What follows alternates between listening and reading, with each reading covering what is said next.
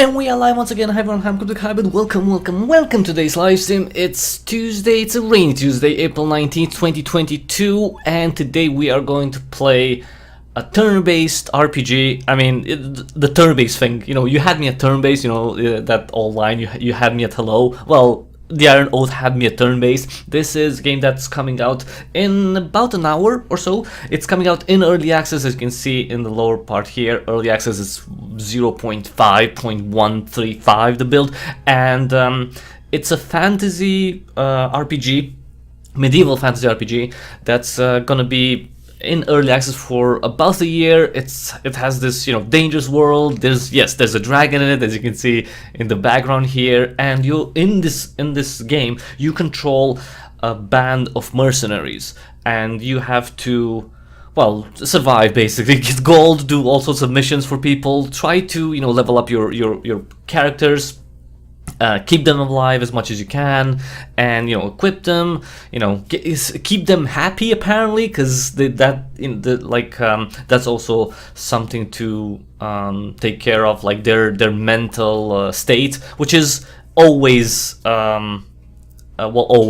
pretty much always something that annoys me in video games, because video games, I'm not talking about the Iron Oath specifically, I'm talking in general about video games. They exaggerate the morale, the mental capability of humans, especially, well, because, you know, that's the comparison that we have. But you know what, we'll see in Iron Oath how it goes. I'm just usually not a fan of any morality, like mental anything related to that, because it always makes characters very weak and humans are very strong. But we'll see how it is in Iron Oath. For now, we're gonna start from the beginning and we're gonna check out the campaign. Again, this is an early access, the game is not finished yet. If you're interested in it, you can find links in the description below. You can get it in about an hour on Steam, on the Humble Store, of course. If you want to help out, you know me and the channel, well, all the channels actually, because I'm on YouTube, BitChute, Odyssey, and Rumble. If you want to help me out with a little bit of goodwill and money, then you can get the game from the Humble Store to the affiliate link in the description. You're not gonna pay anything extra. You're just gonna pay the normal price, and you'll tell that store to send me a small percentage of the money you spend there. All right, new campaign, and let's check out the Iron Oath together. So this is live stream, because we're gonna play this on live stream. Your title, sir, ma'am? Sir is fine. Flag sigil. Alright, we have two sigils. Lightning. Well, I'm not the Flash. Some sort of sword with something behind, a skull. That's I mean, actually, this wouldn't be a bad one for a mercenary squad. The skull? A lion head? Yeah, that's a wolf.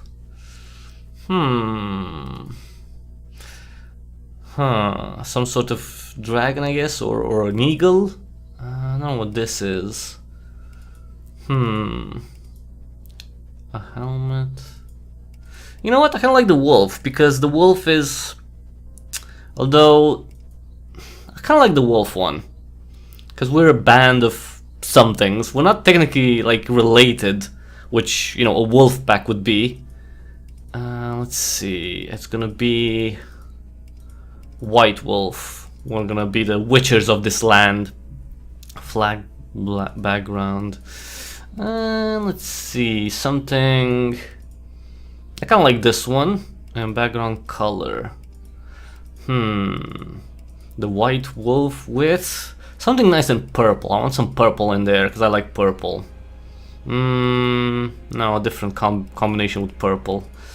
Can I get this one? Okay, I like this one. Alright. Skip opening prologue mission? No.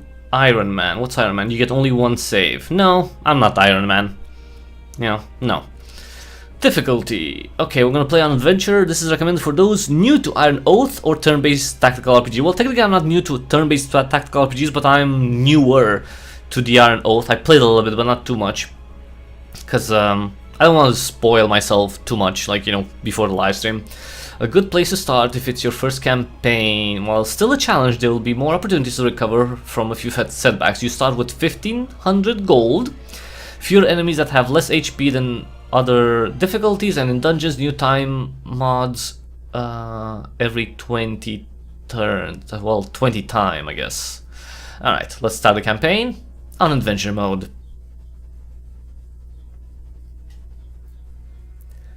In an era all but forgotten, the gods once lived among humanity in the heart of Caelum. Caelum? I guess Caelum. However, the Caelum is the world that we're in. However, an unknown cataclysm event plunged the world into a dark age. History was lost to time, and so too were the gods. In their absence, a rebuilding humanity was left to contend with the emergence of a great being of darkness from the void. Every few decades, in an event called the Scourge, the dragon's arrival would bring death and disease to the land. Those afflicted by the dragon's blight would lose their minds and bodies as they slowly became abominations of flesh and outcasts to society known as the Blighted. So, dragon came in, wreaked havoc, made some people monsters. Despite centuries of effort from the Vanguard Order and the realm's greatest heroes, no lasting victory against the dragon could be achieved. Humanity has now come to accept the inevitability of the Scourge as part of life, enduring, or in some cases thriving despite it. With whispers of an impending scourge circulating, you and your company find yourselves in a burial crypt not far from the city of Andalon. A simple retrieval of smuggled supplies, or at least that's what your employer had promised. So we're on a normal job basically.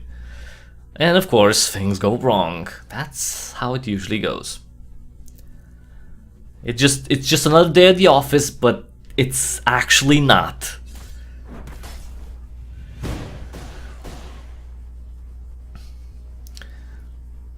Damn grave robbers, stay sharp. No doubt his companions will have heard that. Everyone stands still, tensions rising as they grip their weapons tight and scan the room for further hostiles. You hear a muffled shout from someone in an adjacent corridor, likely directed towards their now deceased associate. The sound of quickening footsteps soon follow, and three figures burst through a doorway at the far side of the room. Shit. Should I go and alert the others? Urek shakes his head, eyes fixed on the enemy. No time for that. We've no choice but to fight. Alright. Start combat. Alright, camera controls, WSD to move the camera around. Now let's attack. So on there should be a movie here, like some video here, but it's not playing. It's okay. It's a bug. It's not a big deal. On their turn, each character can move as many hexes as their movement stat allows. By moving into a green hex, you can still perform an action afterwards. To cover more ground, they can sprint onto the dashed gray hexes, but doing so will end their turn, which is pretty standard, right? You can swap places with an ally by moving into their location. Swapping is useful for setting up attacks or for getting an ally out of harm's way. By holding shift, you can draw a custom movement route. To undo a movement, click on the undo button or press the hotkey assigned to it. If you take damage or trigger a stage hazard, you will be unable to undo your movement. Let's move the Stormcaller, or caster, why not, into cover by clicking on the hex. Okay, so this is Doral. So it's this one.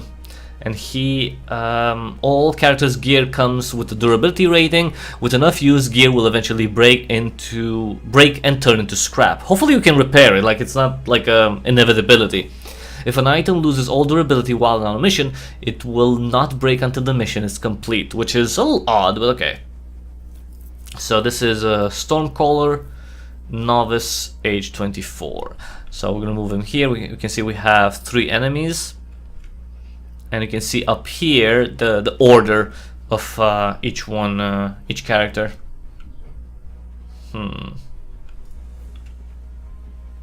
Alright, if you don't have a desirable action to perform, you can delay a character's turn until the end of the round by hitting the wait button. Alternatively, you can end the character's turn by using the guard action, which provides a temporary bonus to defense and evasion. Click on wait to delay the Stormcaller's turn. So that's C to wait. Now, your character's abilities have a limited number of charges available. so it's important to plan wisely and use them effectively. Charges can be restored by camping or by using certain provisions. Now, I understand the concept of it. I would have kind of liked for charges to just hi Mighty Yellow, for charges to just be renewed for every battle, because you can see the charges are the little squares here. So for example, this ability has 4 charges, this one 3, and this one 3. I think that's the case. So it's just, you know, it would be nice to reset after each battle, but that's you know, you can restore them by camping or using other provisions. So that's, at least you have an option to you know, get the charges back. With the enemy advancing on us, we can set a trap by using the Pyromancer's Return to Cinder ability. So that's one here. So this one, this ability marks a vacant cell with a fire trap. Of course, you know, whoever, you know, whichever enemy steps on the trap will take damage and be pushed away, ending their turn. So that's pretty important. There we go. And of course, you know, they can't see the trap. Ow, that hurt. But, you know, they have a bow. Oops! You know what? That did not do as much damage as I would have hoped. As you can see, it's important to pay attention to any potential hazards when positioning your units. Some abilities are able to push and pull your targets. By forcing targets into obstacles and terrain, you can inflict bonus damage and other harmful effects. Alright, move the pugilist into position and use his Crescent Wave ability to push an enemy into the pit. Now, one thing that I'm not a fan of from the beginning, so I can use this ability, which the Crescent Wave kicks up to 3 adjacent targets in an arc, damaging and pushing them back, right? So that's pretty, like, we get the idea what's going on, right? We push our enemy with our kick. Now, the thing is, you can see here, there's a pit. Now, if we knock this guy into it, he falls down a pit, but then he comes back. So I would have really liked if once it's in the pit, it will be dead. But I guess that's made this, you know, this action happens like it does, like it doesn't kill him completely, because other, like, your enemies can push you in pits as well. So I think that's the case. It just, to me, it's like it's a pit, and seems like it's, I don't know how deep it is, but I can't see the ending of it. So, you know, people should just fall there and not be able to just come back magically. But anyway, every character on the battlefield exerts a zone of control and on hexes adjacent to their position.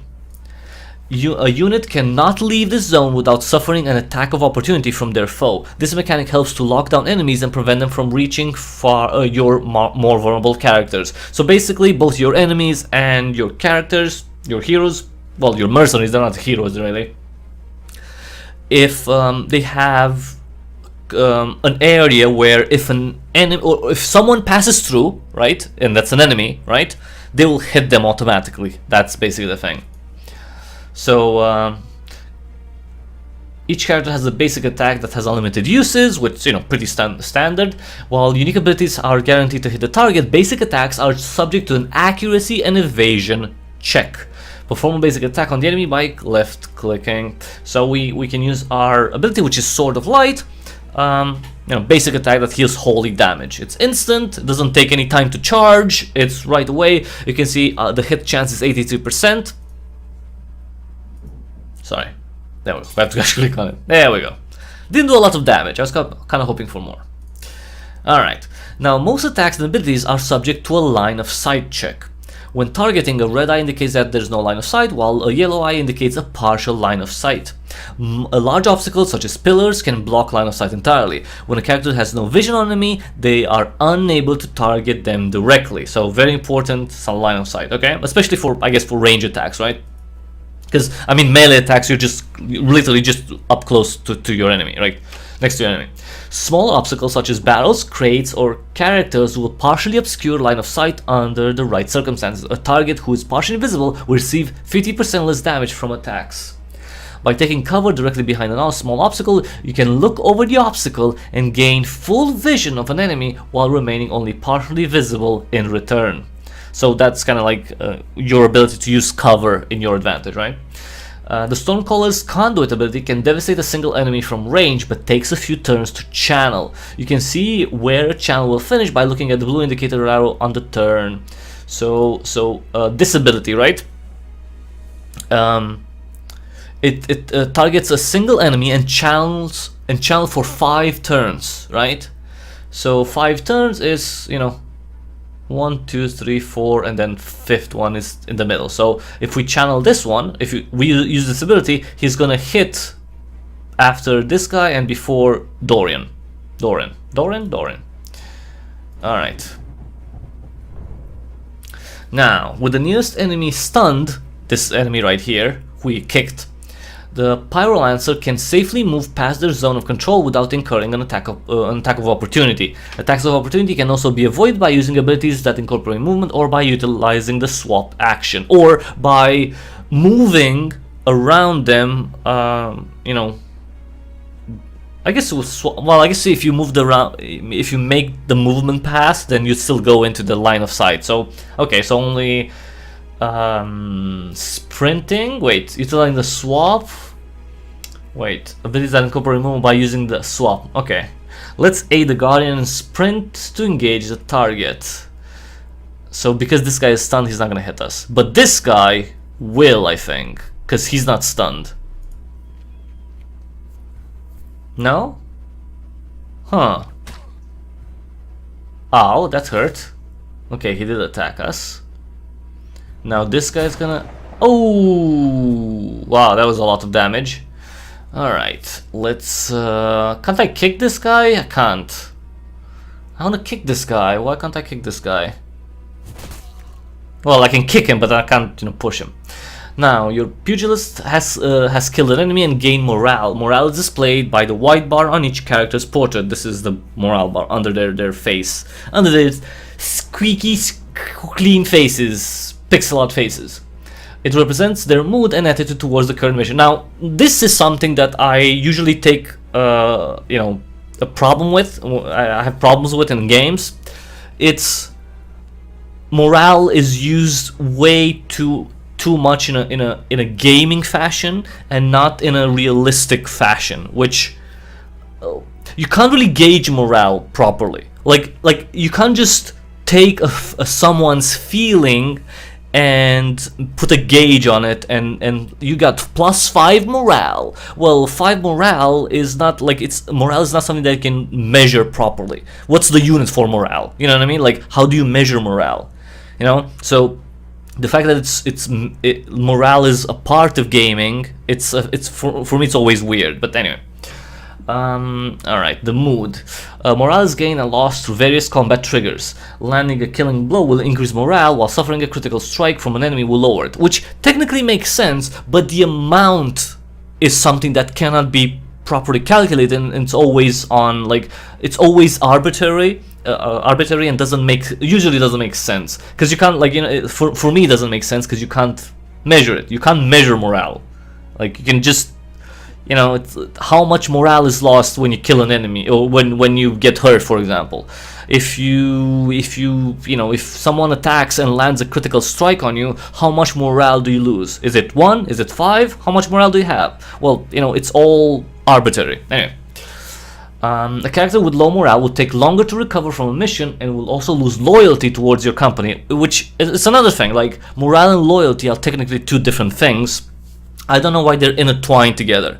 So, you know, like, because they're, in reality, they're not necessarily linked, right? They don't have a direct relationship, morale and loyalty. You could have very low morale because of the situation you're in, but you can still be loyal to your, you know, band of brothers or your family, and you know what I mean, like your army, your king, your whatever, right? So morale could be really low, but you can still be highly loyal You know, even despite the role morale. So this idea that loyalty, and it's weird to me. It's very gaming. It's like it's gamifying human feelings which can't be gauged.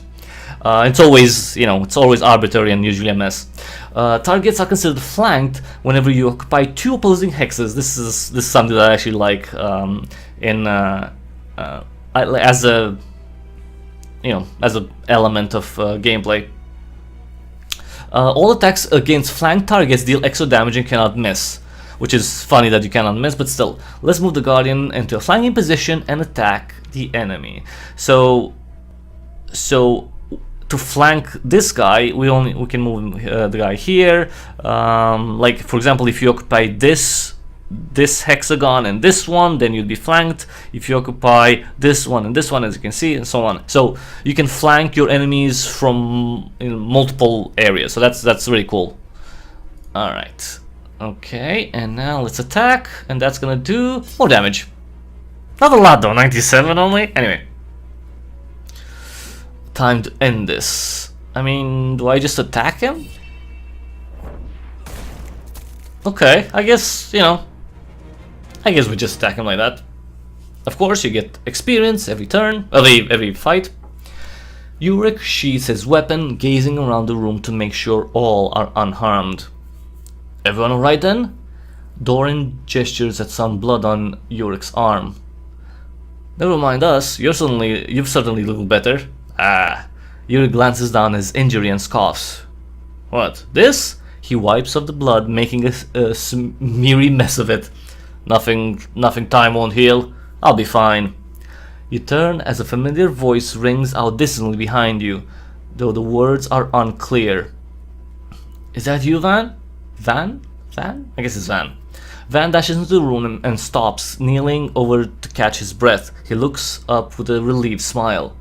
Glad to see you're all still with us. We heard the fighting. Figured you could handle it, but I still didn't want to take a chance. And the others? Van points back in the direction he came from. Tor and the rest are still searching. Sure, there are better places to stash supplies, but I suppose those smugglers had little choice. Well, at least we're getting paid well to retrieve them. We've been in worse situations. Aye. That we have, boss. Was just hoping that my last job would be free of surprises. I mean, can a job really be free of surprises? I can't fault you for wanting out, but I wish you to reconsider. Aww, he's too old for this shit. He's getting out of the mercenary game. Van smiles faintly and places a firm hand on Ulrich's shoulder. This life takes a toll, my friend. I've seen more death than any man should. His face goes dark for a brief moment, remembering all the friends you've lost. Your trusted advisor, Alaric, steps out from behind you, and you with hands raised, bringing halt to the conversation. Alright now, there's plenty of time to talk later. It's going to take a while to score out this place, even with the others' help. Alright, I better get back to Tori and the rest before they find themselves lost. Watch your backs. There may be more of those thieves in here, or worse yet. What's worse than thieves? I guess monsters. Oh, the dragon would be worse, but there's probably no dragon in this crypt. They're too big. They can't fit in crypts. Van looks back over his shoulder, nodding in acknowledgement. Let's get moving. Onwards and upwards. Most actions you take while exploring the dungeon will cost time. Time is a big thing in the Iron Oath, as far as I can see. The passage of time can have harsh consequences and is represented by the time meter on the bottom right. This is the time meter right here. We should begin exploring. So we're here, and we're probably queer, and we're gonna go exploring. We can move, scout, and camp. Unfortunately, we can't camp because we have 0 camps left. I don't know how that works, but okay. Scouting can be useful in order to spot enemies, traps, and other surprises that may await you. By scouting an enemy location, you prevent them from being able to ambush you. It does cost extra time, however, so it should be used sparingly because you can never have one good thing. Alright, let's scout here. Right click. Okay, that's a treasure chest, I guess, yes. When interacting with an exploration event, you'll often have multiple choices awaiting you. Available to you. I would put awaiting you, because that's more, you know, more melodic, more lyrical. Anyway, sometimes costing various amounts of time. It always costs time. Time is money, and you know, and life. And you'll see, time is a fickle thing in the Iron Oath. Your characters will have their own opinion on the choices you make, which is very annoying, which can affect their overall loyalty to the company, which technically makes sense, but again, how do you gauge loyalty, blah blah blah. Some actions require a stat check, and the character with the highest relevant attribute will be chosen for the task, which is good, you know. The most able one is gonna, you know, determine if some action, you know, is performed or not. The character in question will give you feedback to help you gauge the chance of success. If you have any tools with you, they can be consumed to boost the chances of a successful action, or to perform a unique action that otherwise wouldn't be available to you. So bring tools. You spot a discarded pack up ahead, likely dropped in haste by the grave robbers when you alerted them. You don't expect to find much value, but it's not like they'll be coming back to claim it. Alright, so we can either take one time and loot, or just, you know, move on and not use any time. Now if we loot, apparently she likes it because it's rash. I mean, it's not rash, we just found something.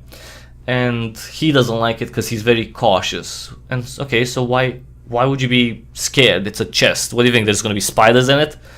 Actually, maybe. But no, let's loot. Alright. Receive a small health potion. Okay. Bandages and tools. Nice. Okay, cool. Can I see... Alright. Provisions can be used both in and out of combat. While exploring, you can access your provision inventory in the bottom left menu by pressing I. Like other actions, provisions used during exploration have their own associated time cost. It's always time. By the way, like, anyway, never mind. It's just time is going to be an annoyance throughout the game, probably. Our pyromancer Yurik is hurting a bit after the last encounter. We should use a potion to restore his health. Okay. So use this one, and that's one time passed. We can also get use the Dawn ability, single target heal, but you know, we use the potion, so it's fine. Okay. Oh, fight! Crap.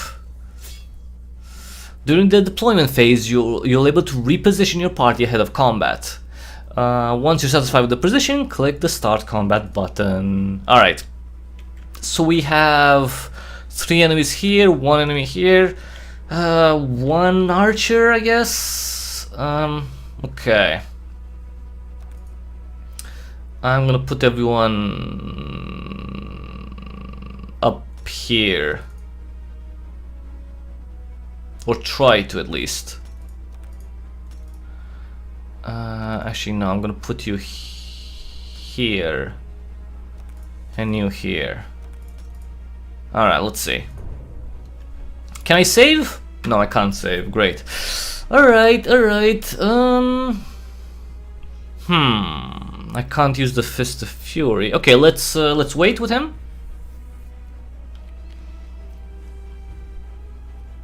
Okay, don't shoot. Okay, they're not shooting from... Okay, I mean... could this guy come next to me, maybe? This guy. Okay, so he has speed 3, so he can't reach me. 1, 2, 3. I don't think he can reach me. Let's wait. Arc lightning. A ball of lightning that hits the primary target and arcs to all adjacent targets. Okay. Oh, sorry. Can I move and target that? Target a single enemy and channel for 5 turns, dealing massive lightning damage. Oh, they're too far. Is that the problem? Why can't I target them? Because they're too far? Okay, let's do this. Let's go here. And I still can't channel anyone. Why? Is it because it's too far? I think it's too far. Okay. Okay, wait then. Okay, so the guy couldn't... Okay, he can't get here. Cool. Now, let's see... Wait. No, maybe I could... Let's do that. Let's go here. Wait. Let's go here and put a trap here. Because they have to go through here eventually, right? Let's see. Crescent. I mean, if she goes through here, I could kick her. If she goes to them, because okay. If she goes straight, she's gonna lose her turn. So I could attack her. Ooh, why not? Let's go here. Wait. I'm gonna go. Cause this guy, wait, 1, 2, no, he can get here. So let's just attack him. Okay, normal attack. 85. Round 2, fight. All right. So who do we have? We have you. I mean, we could wait. Come on. Hone. Uh-oh. He's gonna shoot. Okay, 50. Okay. Well, that's not cool. That is not cool. All right. Can I still can't use the ability. Come on, man. Okay, let's wait then. He's gonna attack. 90. Damn. What the fudge? There we go. Sorry, dude. Injuries can occur from critical hits or when a character is low on health. If a character sustains an injury, you can use a bandage to stabilize them and prevent their injuries from worsening. Okay, so let me try to use the bandage on her. Can I use it on her? I can't use it on her because it's not her turn. Okay. Well, wait, shouldn't this guy be stunned though? That's weird. That's weird. Shouldn't be stunned?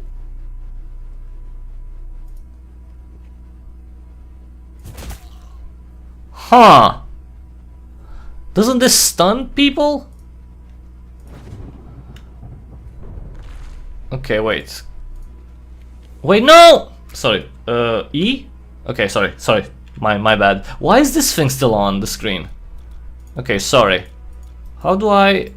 X? Okay. Oh, that was weird. Falling rocks. At the end of the round, rocks will fall on the spot, damaging anyone in the way. Oh, that's not cool. That is not cool at all, man. Wait.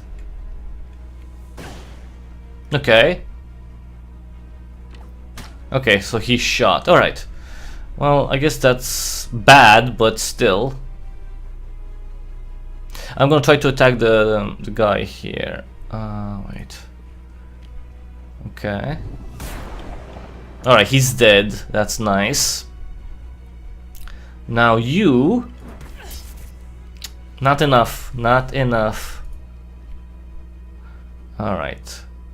Just kill her? Oh, come on! Dude, like, what the hell are you doing, man? You can't kill one person? Jesus. Ah, come on, he missed! Son of a bitch. That is such shit. Round 4. Fight. Okay, so the archer is gonna be... Okay, so yeah, I have to kill her. She would attack me! Well, you're alone, dude. Ow. You are alone. Can I heal anyone? No. Well, I guess I can heal herself. She can heal herself. I'm gonna flank this guy so I do more damage. Let's see. Oh, come on, oh no, wait.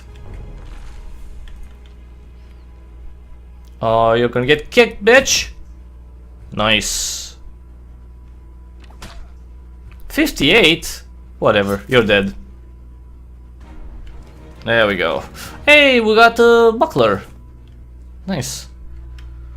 Alright, now can I... Okay, let's bandage her. Of course, everything costs freaking time in this game, which is annoying as hell. By the way, you should get more, like, see, but that's, okay, the thing that I don't understand is, what's the pressure, why is there pressure, like, the pressure of time exactly? Like, that's never explained, and I could get, like, I could understand if the mission is like, I want you to get me, you know, my stuff from that crypt in, like, 2 days flat. Okay, like that, but it's never explained, like, at least in this scenario, right, in this dungeon, it's not explained why there's the time modifier. Why, exactly? Like, what's the, like, why is there a pressure of time exactly? Is it because someone wants something done by X time, or, you know, I don't understand. Alright, let's see, can I, G, okay, let's G. Who can equip this? The buckler. Offhand. Does anyone have anything? So this is weapon. Pole arm. But does this say a decent spear, primarily used for hunting large game? Wait, so wait, she has it. She can use. Okay, okay. So I put it in the offhand. A simple trusty, no, this one. Wait, sorry. Low quality shield usable by a guardian. Oh, so it depends on the type of character. Okay.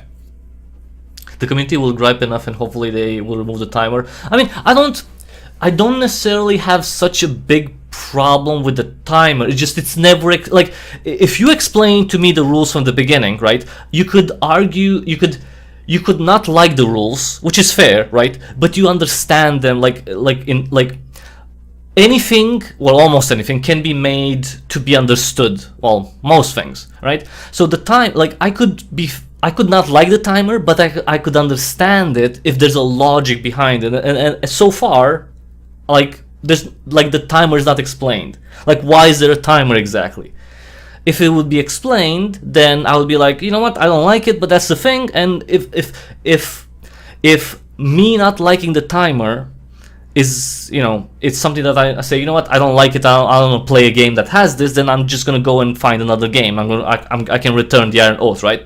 But if you don't necessarily like it, but you kind of understand it in the context of the game, they'll be like, you know what, I don't like it, but I understand it, and I choose to continue playing the Iron Oath. You know, that's like, it's very important for people to kind of get into the world and to agree to the rules of the world, because there's so many games out there, like, that you have so many choices that if you can always go find something else, right? That's the thing. So any game that wants your time should be able to convince you why you should give it its time, and that means, you know, explaining the rules properly, making you attracted to the world, to the gameplay, and so on. So, like, visually attract you, like sound, like attract you with the sound, and so on. All right. Sorry, there's a lot of text. 1 second. You signal a halt as a faint and distant rumbling becomes audible. Oh no, the thing is crashing in, of course! Steadily growing louder and closer with each passing moment. You look up, noticing cracks forming in the ceiling as small rocks break off and fall to the floor around you. Great! Yurik bumps against you and tugs at your arm, urging you to run. It's a cave-in! We need to move! Breaking into stride behind the rest of your party, you steal a glance back to see the corridor collapsing in a cascade of falling stone. Oh great. You cross the threshold into another chamber, diving to the ground as the path behind is quickly closed off by the crumbling structure. I mean, it's an old crypt, you know, it happens. A cloud of dirt and dust obscures your vision, but the rumbling and crashing comes to a halt as the last few pieces of debris can be heard tumbling into position. Everyone okay? You look around as the dust settles. Aside from a few coughing fits, everyone seems to be unscathed. Phew! What the hell was that? An earthquake? Might have been. Or those grave robbers try to force their way into some place they shouldn't. Ooh, yeah. Don't use detonation, anything that detonates, any explosive in a very, very old crypt. Let's see. Yurik inspects the cave-in passage, lightly kicking at some rubble on the ground. Regardless, we'll have to find another way out. What of the others? And the supplies we're supposed to locate? Yurik places a reassuring hand on Kristen's shoulder. Van and them were on the other side of the crypt. I suspect they're fine, or at least I hope. Our priority is to find them. Well, our priority is to find the loot. I mean, okay, you know what? We're mercenaries. If someone else dies and we still, do the job, the job is done. That's the important part, right? Our priority is to find them. Well, the priority is actually the loot. Hopefully they've already retrieved the supplies. Or we can find the supplies and they can be dead and we get more money. Or that. We could do with a little luck. Yeah, we haven't been that lucky. Although we did survive the cave-in. That could be, seen as luck, I guess. Alright. I don't know so we can't go here, I guess? This way is completely blocked off. We'll need to look for another way around. Okay, yeah, okay, I got it. So that's why the rubble is, okay. Alright, should I scout more? I don't like that the timer is like 17 already. Let's scout. Let's take one, because we haven't scouted in a while. Oh, it's blocked. Oh, wait, this one's blocked off? Wait, what? What? The path is blocked by a pile of rubble from the recent cave-in. Yurik steps forward and climbs atop the gauge to gauge the severity of the blockage. It's not so bad. I can see a clear path ahead. Just need to move enough of this rubble so we can squeeze through. He turns, looking down to address you. Any ideas? Well, we can move the rubble by hand, but that's gonna take 4 time. Blast the hole with magic. This could prove risky, but it's gonna be faster. Or hand Yurik a shovel. Do we have a shovel? I guess we have a shovel because we got tools, right? Let's try the shovel. It's less dangerous, but it also takes less time. With an affirming nod, Yurik grabs the shovel and begins to dig. Dig a hole, dig a hole. Injury prone. Uh-oh. One misstep or lapse in judgment is all it takes to get seriously hurt around here. Well, yeah, in any case, one can only concentrate on so many things. Your chance of incurring an injury has increased significantly. What? Why? Son of a bitch.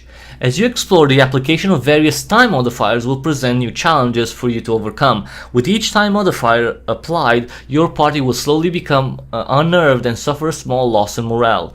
Again with the morale.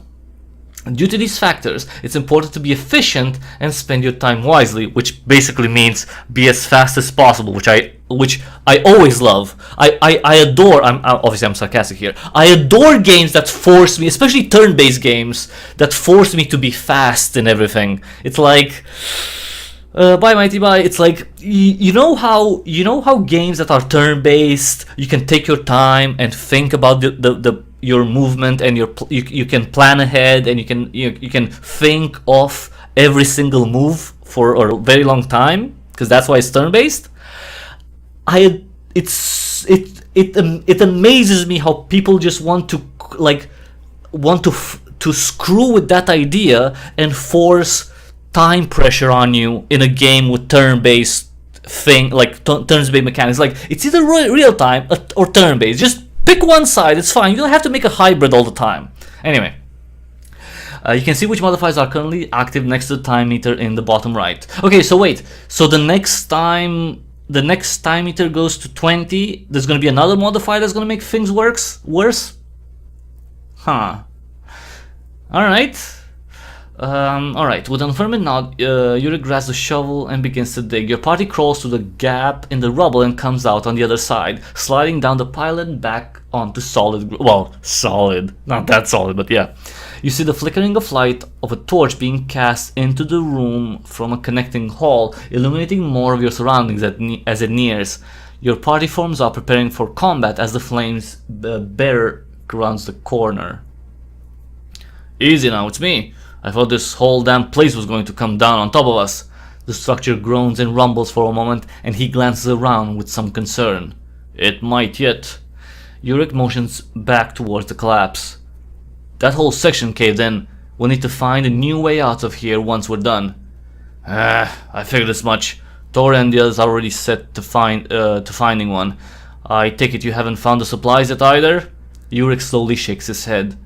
Unfortunately, no. Let's hope they're not buried in stone. Oh yeah, that could be a case. that could happen. Maybe the cave-in also, you know, bury the location of the supplies. Regroup with Thorin and secure an exit van. We'll find you when the job's done. Sure thing, boss. He quickly scans your surroundings and leans in close, his expression turning deadly serious. There's something else. All that commotion has disturbed the dead within these walls. Oh great. We've already put down a few of the bastards, but you'd best stay alert for more. Oh great. Now the dead want to kill us? Thanks for the warning. We'll tread carefully. I mean, you can't really tread carefully. You're just gonna have to go. Alright, let's scout. Okay, there's a battle in front. Okay, that was a good that was a good choice to scan. Should I heal anyone? No, let's just go to the fight. I guess we have to fight. Hey, it's undead! It's the undead! Alright, start combat. Alright, so we have Risen Warrior, Risen... Oh, I mean, anyway. You know what, anyway, it's funny to me, like, if you think about it now, it's like, wait a minute, skeletons who have no eyes can use a crossbow? Anyway, that's... alright, let's go where? You know what? Let them come to us. I don't mind it. Let them come. Actually, no, you're gonna stay here. You're gonna be here, and you here. Let them come. Let them come. Bring it. Bring it. Bring it. You just bring it. Bring it. Bring it. Bring it. Bring it. Bring it. All right. I can wait. Conduits. They're too far though. So I'm gonna wait.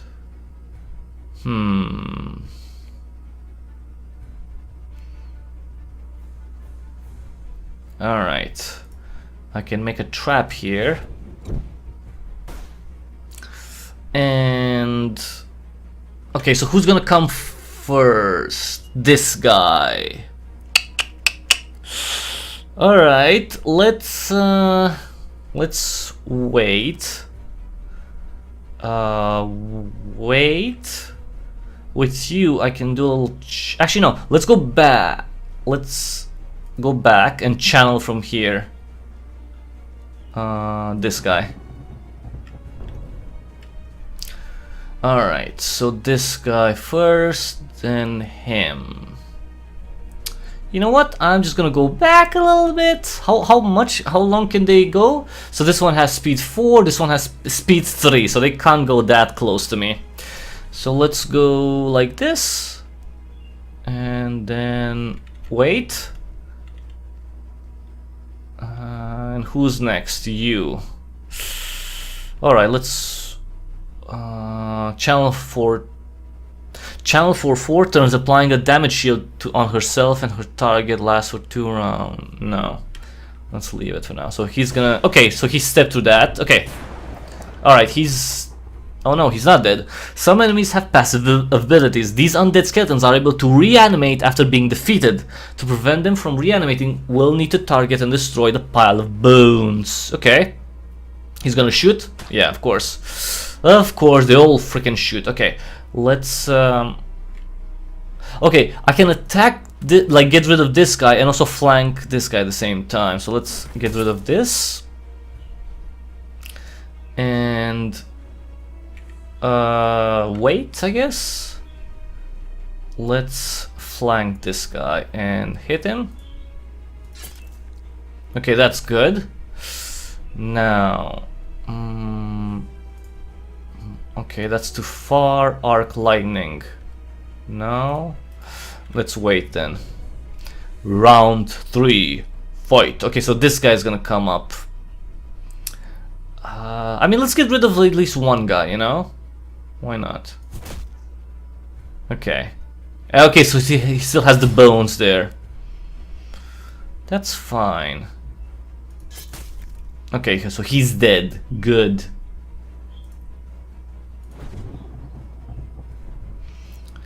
I'm gonna take care of the archer first. Ow! That hurt. Oh shit! Oh crap! I forgot about that. Damn. Miss! How the hell do you miss that? Jesus, dude. Alright. Let's go here. Can I punch him? No. Let's wait then. Wait, how did... Okay. That's a little bit odd, but alright. Oh shit, heal. Who should we heal? You? Yeah, you. Wait, no. Yes, you are... Okay. 375. Okay, you. Why can't I heal them? Heals... Wait, is it the range? Oh, range. It's too... Okay. It's too short of a range. Okay. Ow. Okay, let's go here. Actually, let's go here. Why do I... Okay. How the hell do you miss twice? See, this is stupid. Come on, twice? Twice? Twice?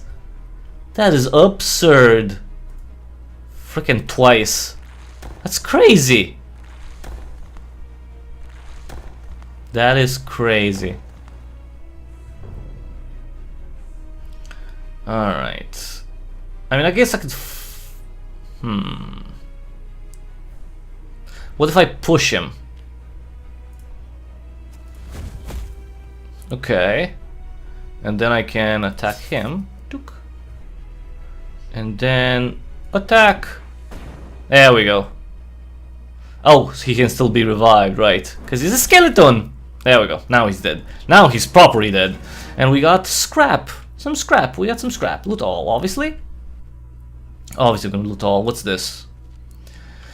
Uric runs their hand along a wall of interred death, reading the inscription on each nameplate before moving on to the next. He stops at one, peering closer and double-checking the name before turning his with relief in his voice.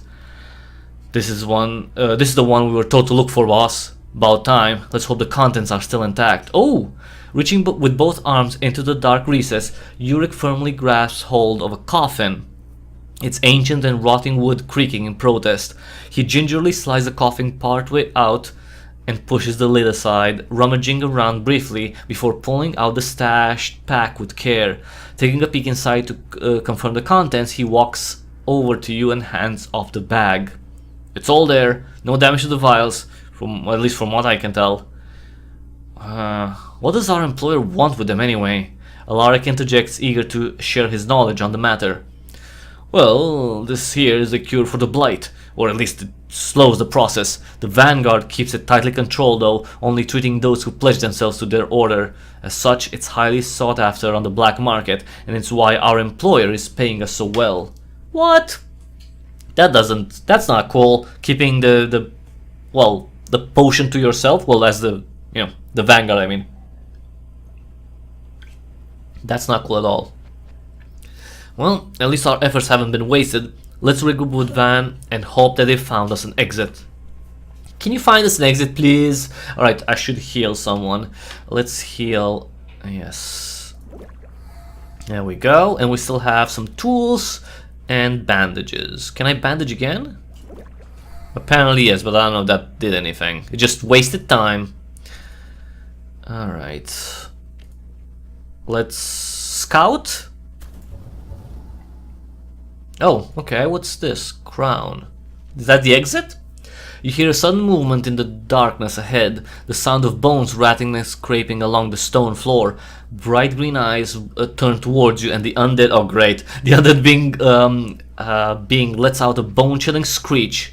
How can undead screech? They have no vocal cords. They have, like, it's rotten. If it's a skeleton, I understand it's supposed to be like a magical thing because skeletons don't just move and can't move, but it would be fun if at least there would be some. Anyway. Okay,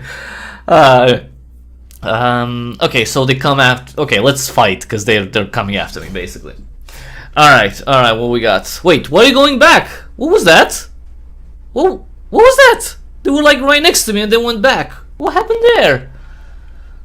Risen General. Okay, so this guy might be the big baddie. Alright. Okay. Ooh, let's make a chokehold. Kinda. Well, let's make a chokehold. I'm gonna put one... Actually, no. I'm gonna put you here, put you here, put you here, and you... here. Actually, no, I can put you here. Because that I can stay on that. Yeah. Alright. Okay. Because, okay, I'm standing here because I have protection from the walls. And then I can make a trap, a fire trap here. And maybe, like, attack everyone here. I don't know, let's see. Start combat. Wait. What? Oh, fuck you! Terror? What the hell is that? That's what? You can dispel negative conditions from your characters with cleansing abilities or by using an antidote item. Not all harmful effects can be cleansed, however, such as injuries or the flank debuff. Okay, great. Okay, so he has fear. Fear clouds the victim's mind. They are unable to act and will often run away on their turn. Well, great.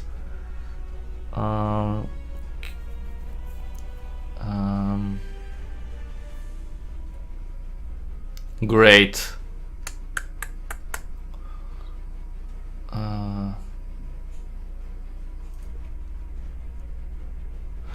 Wait. Okay.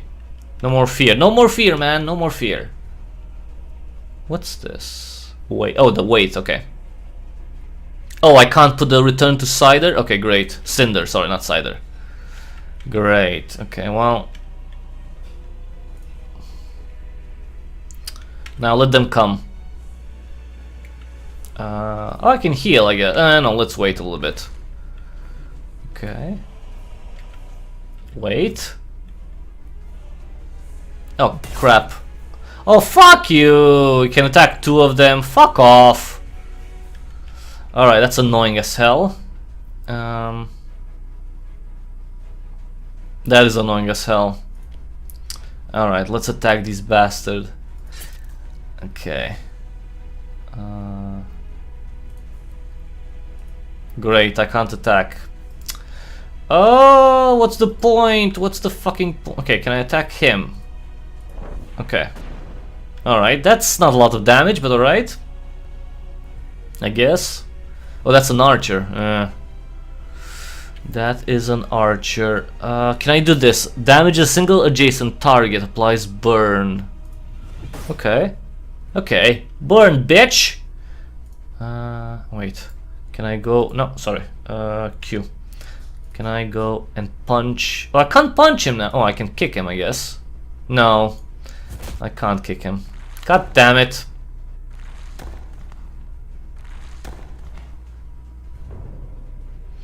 Okay. Yes! Revive. Oh, one turn? Nah, you're not gonna be revived. You're gonna die, bitch. Ow. Ow, ow, ow.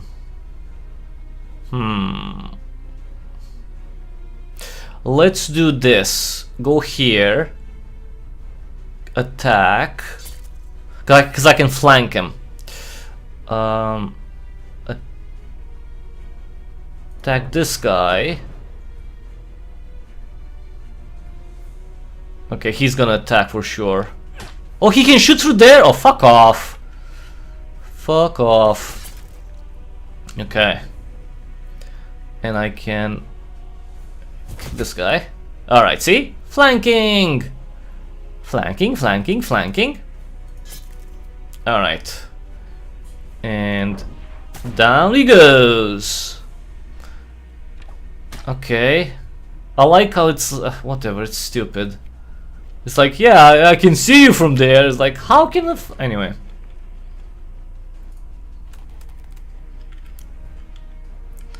Alright. Let's see where he comes. Oh, he can shoot through there? Oh, thank you, great. Yeah, alright, whatever. Whatever. Q? Oh, you can't move? Oh, wait then. You can't move either. I can heal though. No, I can't, because I can't see. Okay, never mind. Wait.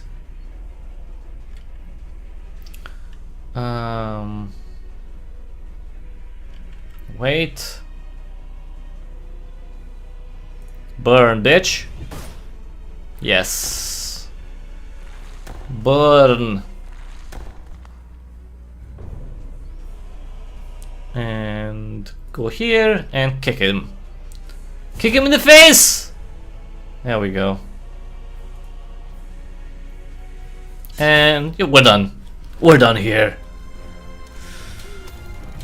Hey, when a character gains enough experience points, they will level up and receive attribute points and ability points. There are 6 attributes for you to put points into: physique, finesse, toughness, conviction, insight, and mind. Each one contributes differently to your character's combat statistics. Each class specializes in 2 attributes that increase their power. This is denoted by a bronze star next to their attributes.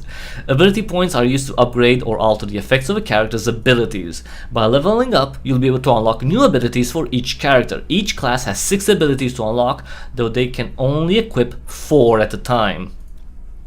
You are not required to spend your points right away, and you can access the level up screen later in the management menu. No, we're gonna level them up right now. Alright, Doran, okay, Doran. Let's level up your Crescent Wave, I guess, because that's the most frequent one that I would use, the kick, right? Gain 1 movement for 1 round. Gain 1 additional charge. No, let's get the potency. Reduce the defense of targets by 30% for 1 round. No, let's get this one and movement for 1 round. Okay, we got that, and let's see. Let's improve. What should we improve? Morale, power. I guess increases critical damage, health, and evasion. Well, let's see how much. Okay, that's pretty good. That's pretty good. And 1 more point. Let's give 2 accuracy. Oh, I like this one. Yeah, focus on that. Okay, confirm. Now, our Stormcaller. I guess the Conduit is the coolest one. Channel speed up. Yes, and increased range. That's what I need. More range, higher range for this one. Apply. And let's see, what should we do? Let's go for... Can I increase morale? Health and defense. Defense and... Okay, this one I want more... Wait, why doesn't it increase morale? Power, critical damage. And perception. Helps to detect traps and secrets in dungeons, in addition to lowering the chance of being ambushed in combat. Okay. And this one? Critical chance and accuracy. I mean, his base accuracy is not high, only 78. Okay. Now, the Guardian, let's do... Ooh, definitely the Dawn, because Dawn is the healing one. Generate 2 Radiant stacks from the Guardian's passive ability. I would like the range increase. Okay, I have to... Target gains 10 speed for 1 round. That's high speed. Alright, let's get this one and increase range so we can heal, you know, from further away.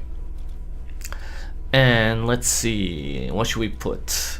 Movement? Can I put more movement? Toughness. Which one would decrease movement? None? None? Sorry, speed. No, wait. Determines the turn order for... Oh no, the speed. Okay, speed and... well, the speed would be nice.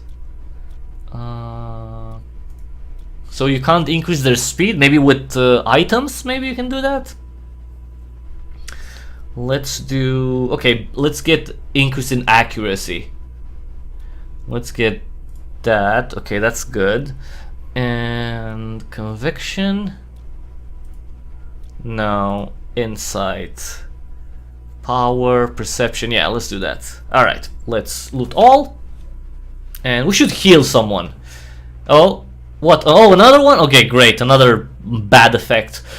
Harrowing experience. Even the bravest soldier is not immune to traumatic events. I mean, it will take a while to forget this one. Increased post-mission fatigue, which is great. Like, that's what you want. You want so many actions based on... anyway. But see, the thing is this, like, let's imagine you just waste time and just go around. Like, you would have... just purely because of the passing of time, which doesn't make sense, right? Like, that's why I'm telling you. So, purely because of the passage of time, you would have an increase in negative effects. Like, literally, so you could enter a dungeon, go, you know, move to one new location, and then back and forth, right? To just waste time, right? And just because you're moving back and forth in the same area, which you've known there's nothing dangerous or anything like that, it would add to your, you know, which doesn't make sense, right? That's why it's weird to have this negative effect based on time passed mechanic. All right, let me heal her. All right, so it's very weird. I don't get it, but okay. Please tell me we're gonna have some... okay, is this the end? Your party comes to a standstill as muffled shouts and ringing steel reverberates down the corridor towards you. Yurik unsheaths his lance. Can you unsheath a lance? Where do you sheath a lance? Because a lance is a very long weapon. Do they make sheaths for lances? Because only the tip of the lance is like sharp, but the handle is long, right? That's the concept of a lance. You have a shorter blade at the top and a long, you know, handle where you can grip on, right? So how the fuck do you sheath a lance? Anyway, maybe it's the concept of sheathing, because like you would have to put it in something, right, in order to be sheathed. Anyway, motioning the rest of you to fall forward as he breaks into stride, barreling towards the sound of battle. This must be the others. Hurry! Aww. Come on, you can handle a few undead.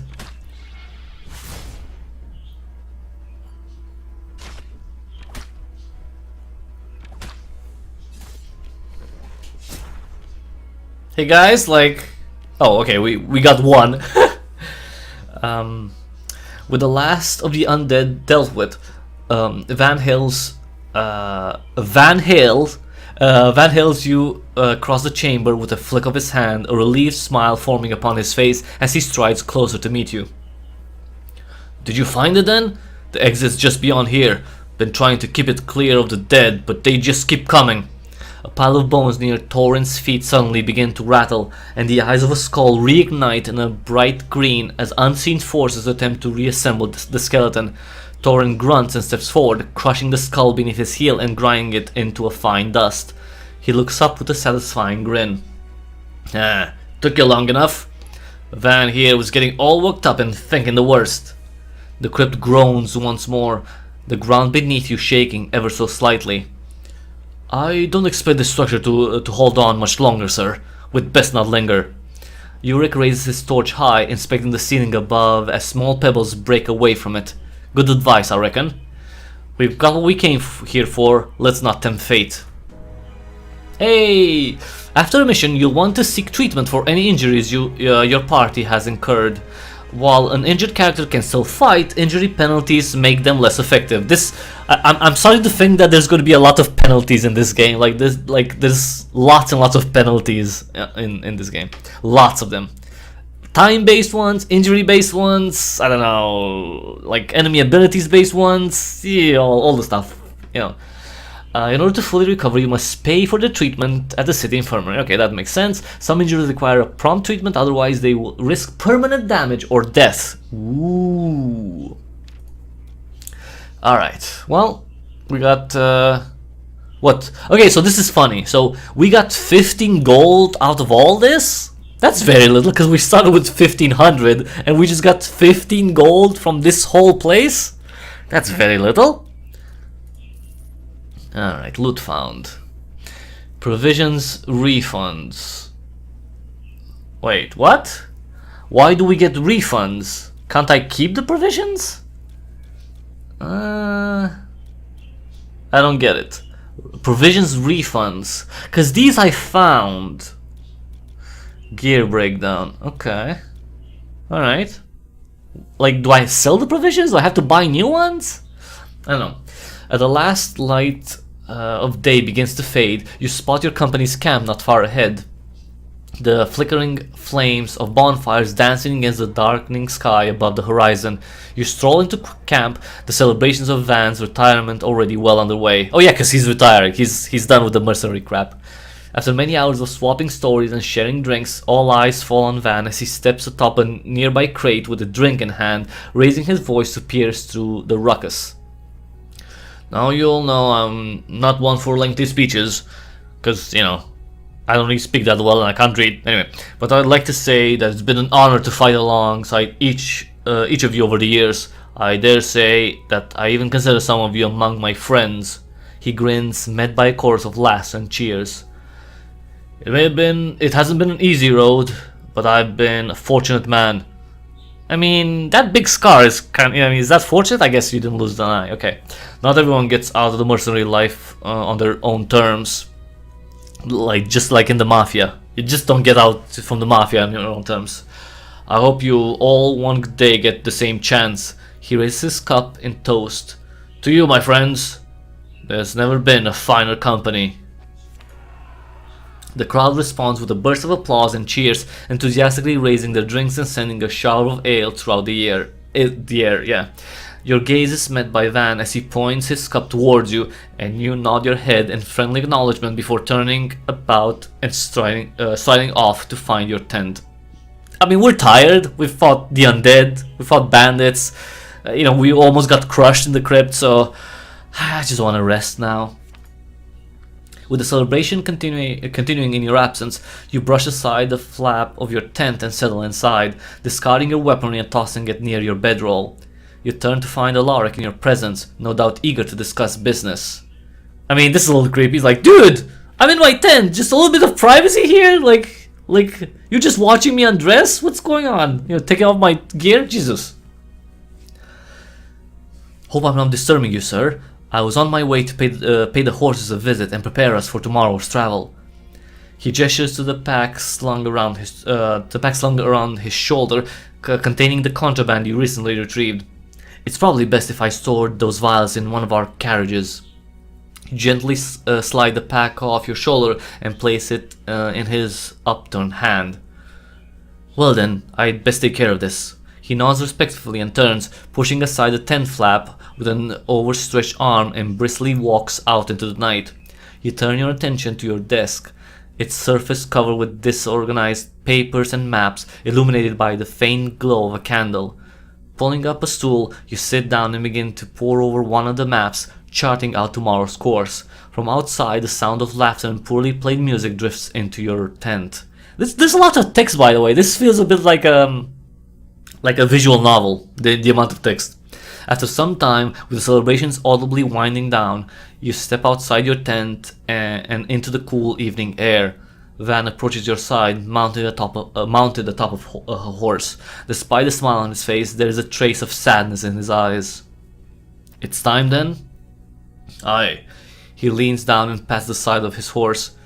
Got my saddle loaded up. Figured I'd sneak out without making a big fuss.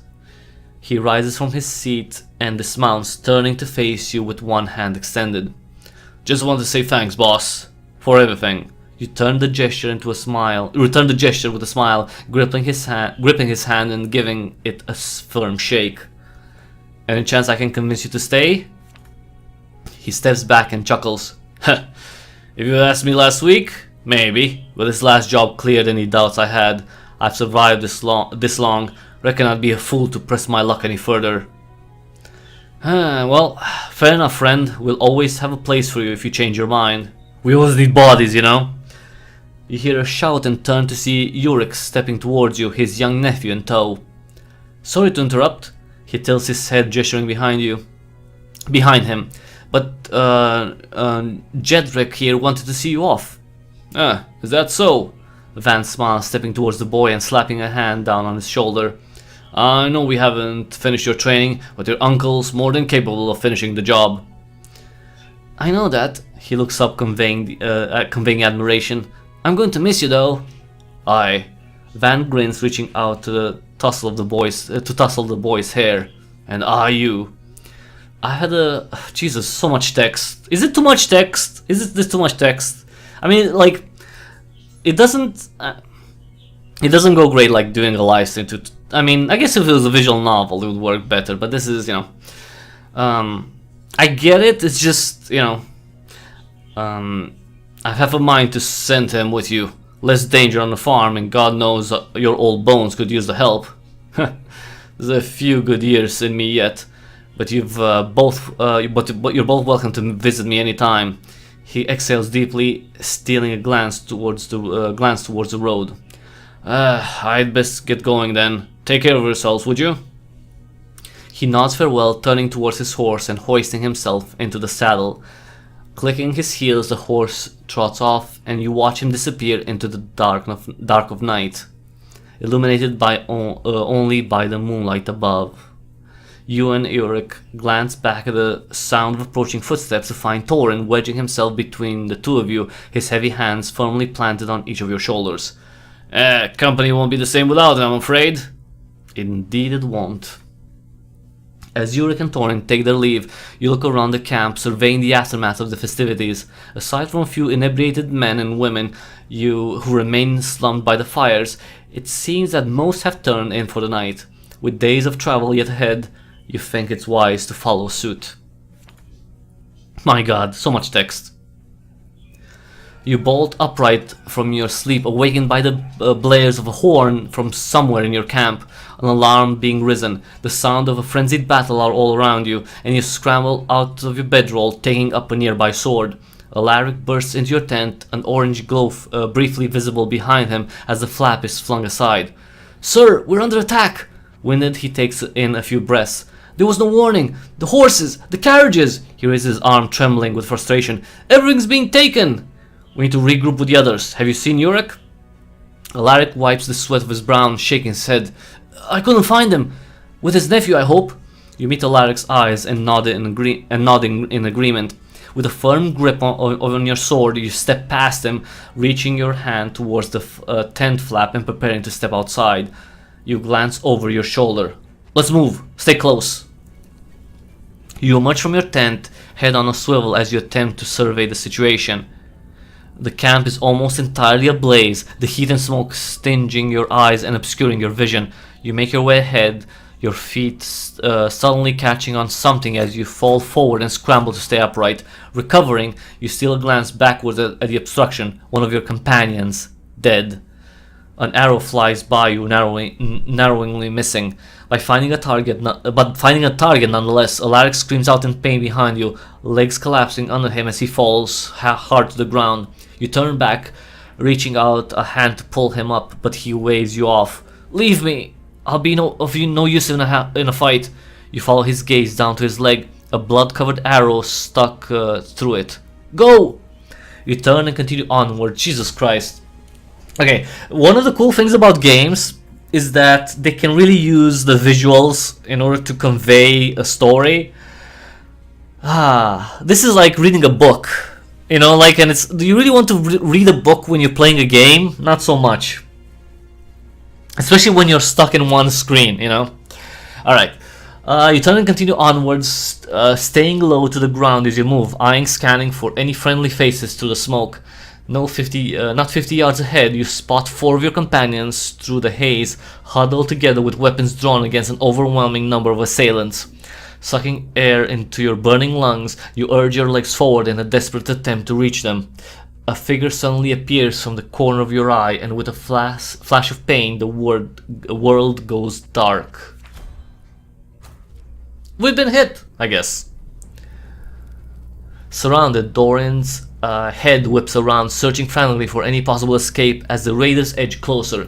Beyond the ring of enemies, Torin and a few other familiar faces emerge from the darkness with bloodied weapons drawn, though they don't seem inclined to make any urgent use of them. "What are you waiting for, Torin? Help us!" The raiders eye Torin as he confidently steps among them, each seemingly unconcerned by his presence, perhaps even emboldened by it. "Sorry, friends." A twisted smirk forms at the corner of his mouth as he slides an arrow from his quiver. "Let's make this quick.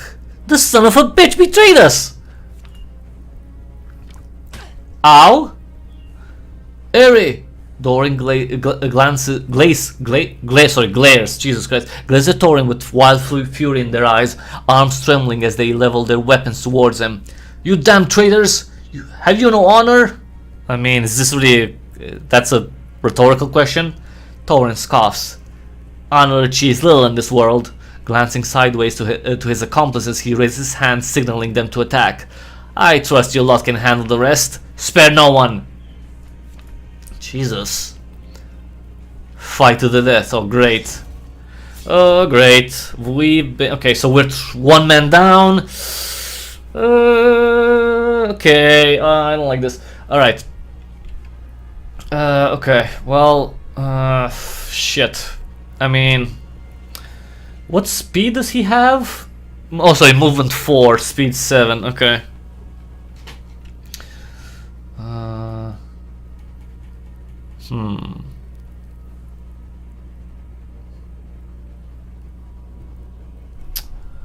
Okay. So you have... they can all attack basically. Great. So wait, so she has speed 3, fatigue debuff. Oh great. Fatigue debuff. Why do they... oh, come on, really? You're gonna give me a fatigue shit? Minus 10 morale. Oh, thank you for that. Okay, how long can this guy go? Okay, so he's slow. We have... okay, so we have 2 archers. Might as well go here for now. Right. Okay, hone your skills. Okay. Oh, fuck you if you can shoot already. Fuck off. I really like this. So it's like it's a joy. It's a joy to just be attacked in the first round. It's such a joy. I always like that. I want like all the time. It's like I always say that's a great design choice. Oh, fuck you, dude.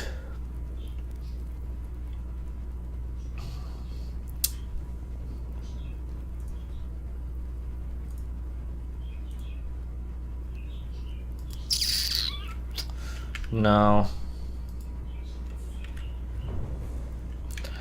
Okay, can I kick his ass here? Okay, so he took damage because of that. That's good. Ow! Oh, fuck you with the. Okay, I really don't like it. So okay, so the thing is this, right? So the problems with this, right? Let's game design 101. Okay, classes in session, game design 101. Okay, so what happened so far? We went through the crypt, which was a tutorial, right? That was the tutorial. Now, from the tutorial, right, you have no control over your characters whatsoever, and you're immediately taken into another fight, okay? So there's no reprieve in terms of you controlling your own characters from the end of the tutorial crypt to now. Okay, that's one thing. Okay, never good. That's never good, right? In general, that's not good. That's the game design 101. Usually try to avoid that thing, right? Don't usually try to avoid that, right? Like give if it's an RPG, a role-playing game, right? You want the player to have control over the character for as long as possible throughout the game.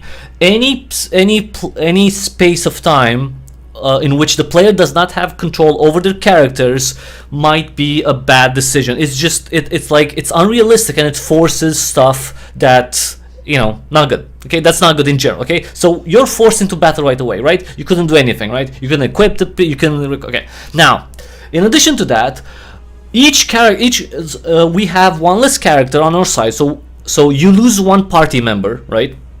In addition to that, all your 3 characters have fatigue debuff. So less experience, you don't really care about that specifically. We don't care about the experience right now, right? Because it's, you know, whatever. That's not a big thing, right? But you have less morale and less damage. So you enter a battle, right, which you couldn't prepare for, like at any point in time, with a disadvantage already, right? And in addition to that, you get like stuff like freaking bleeding the first time, you know, like it's just, also the fight, right? You start the fight, right, and you immediately get attacked by your enemies, and they can hit you in the first turn already.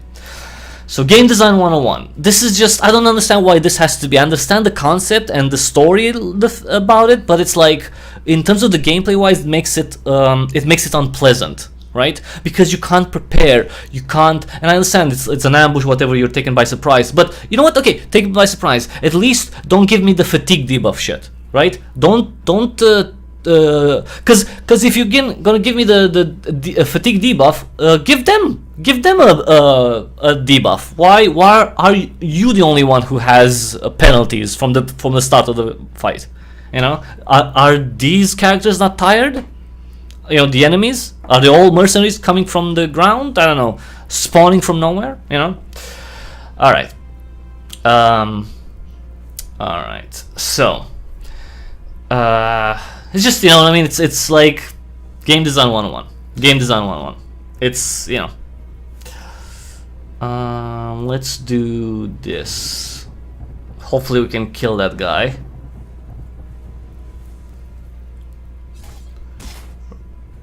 Okay. Alright, dude. I'm gonna kick you once more into the rock. Dance of Death? Oh. Okay, so he's dead, and I have to stop her or move away. Oh, fuck you.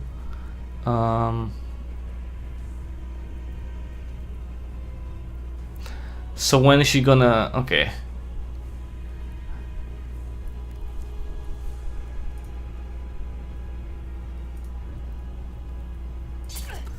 So he's gonna get attacked anyway.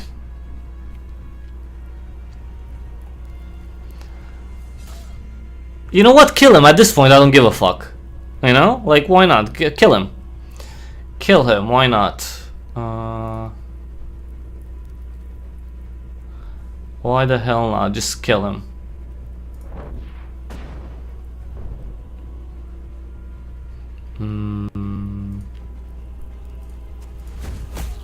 Okay, finally that guy died.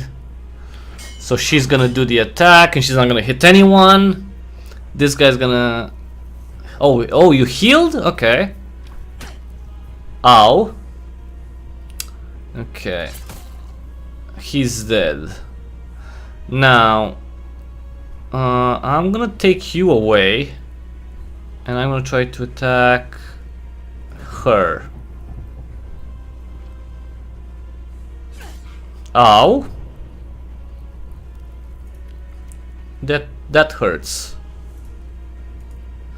Wait, why can't I punch this guy? Dash to an empty... Oh, an empty one. Strike adjacent... Oh, never mind. It's an empty one. Never mind. Sorry. My bad.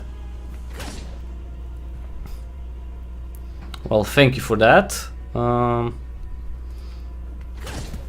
fuck. When a character's health drops to 0 in combat, they will enter a bleed out state and their health like, I don't even care. I could lose all the characters.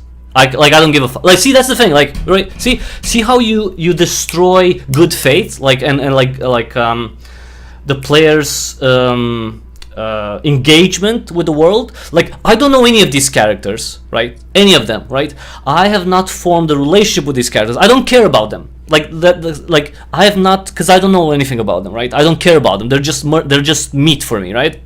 And you're putting them in a situation which is unpleasant for me. I don't care about them. So in terms of speaking of the character's morale, speaking of the player morale, right? What about the player morale? Because you're putting me in a battle that seems like a bad design decision for me, right? I would make it different. In addition to that, you give me characters that I don't care about, right? And you hurt them, and you make them weaker than they're supposed to be by the fatigue thing. So it's like, what about the morale of the player? Because my morale is like, oh, fuck this shit. Like, I don't give a fuck about them. You know, whatever. Like, who gives a fuck about, like, if I lose them? You know what I mean? So, okay, so when a character's health drops to 0, they will enter a bleed out state and their health value will be replaced by a bleed out pool. This pool is persistent throughout the course of a dungeon. The bleed out pool will drop by 1 on their turn, and from attacks suffered. Permanent death will occur if the pool is depleted. To recover characters from a bleed out state, I don't want to, by the way. I literally don't want to. Like this whole thing, right? This whole setup upset me so much. Then I'm just gonna leave that. So fuck this. I don't care. I'm gonna let her die. I don't care about her. I really don't care about her. I want her to die. I really want her to die. Because that's like, you care about the morale of the characters, and you're gonna put a morale gauge and give them 100 morale, and they lose 5 morale for this, and they add 7 morale for that, because you want to make arbitrary shit, like, for no reason, right? Technically for no reason, right? And loyalty and shit. Congratulations, my morale is lowered because of this, and my loyalty has been 0 from the beginning, technically, because I haven't formed loyalty to the band. So my loyalty is 0, and my morale is dropping. So by the game's logic, right, it's going to be worse and worse, because I'm just going to continue losing morale, and my loyalty is going to be 0. So my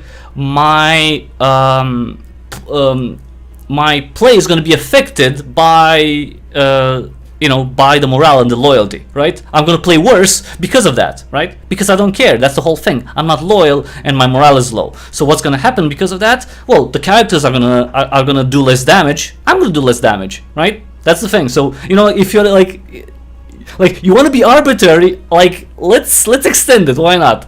Let's extend it to the player, because the player kind of matters too, since it's a role-playing game. You're gonna fuck with my characters, which you're gonna give me characters that I can't choose from the beginning.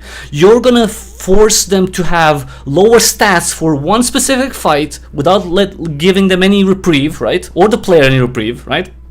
And then you're gonna tell them like, oh, go fight. Like, oh, fuck you, I don't care. You know what I mean? Okay. So this is, game design 101. See that, like, I don't understand why people don't hire me to help. Anyway, I mean, I don't really advertise it that much, but that's a given. All right. So you can bleed. I don't care. So she can die. I really don't care about her. She can literally die. The others though, not yet, because they're not dead yet. They are not dead yet. Alright. Okay, so if I go here, I can punch like this? Oh, okay, so that's how it works. Okay, nice. Alright. There we go. Dead! I don't care about her. Loyalty 0. Congratulations. Loyalty 0. Loyalty 0. Like, I could still win the fight, but my loyalty is absolutely 0. And by the way, it hasn't increased. Like that. This doesn't nothing has really increased my loyalty. Reading a bunch of text did not increase my loyalty. Controlling them for a little while and didn't increase my loyalty, and so on and so forth.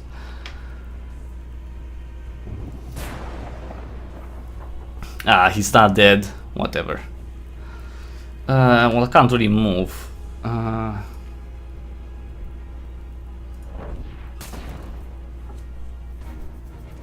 Alright.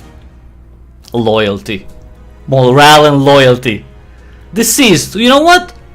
I don't care. Good. Good that she's dead. I don't give a fuck. I don't care about any characters. Right? That's really bad. If you play a role-playing game and you don't care about the characters, that's bad. You know, what about the player's loyalty? Fuck the player, right? Fuck the player, because we're doing complex mechanics here. It's like, it's supposed to be fun. That's the primary thing.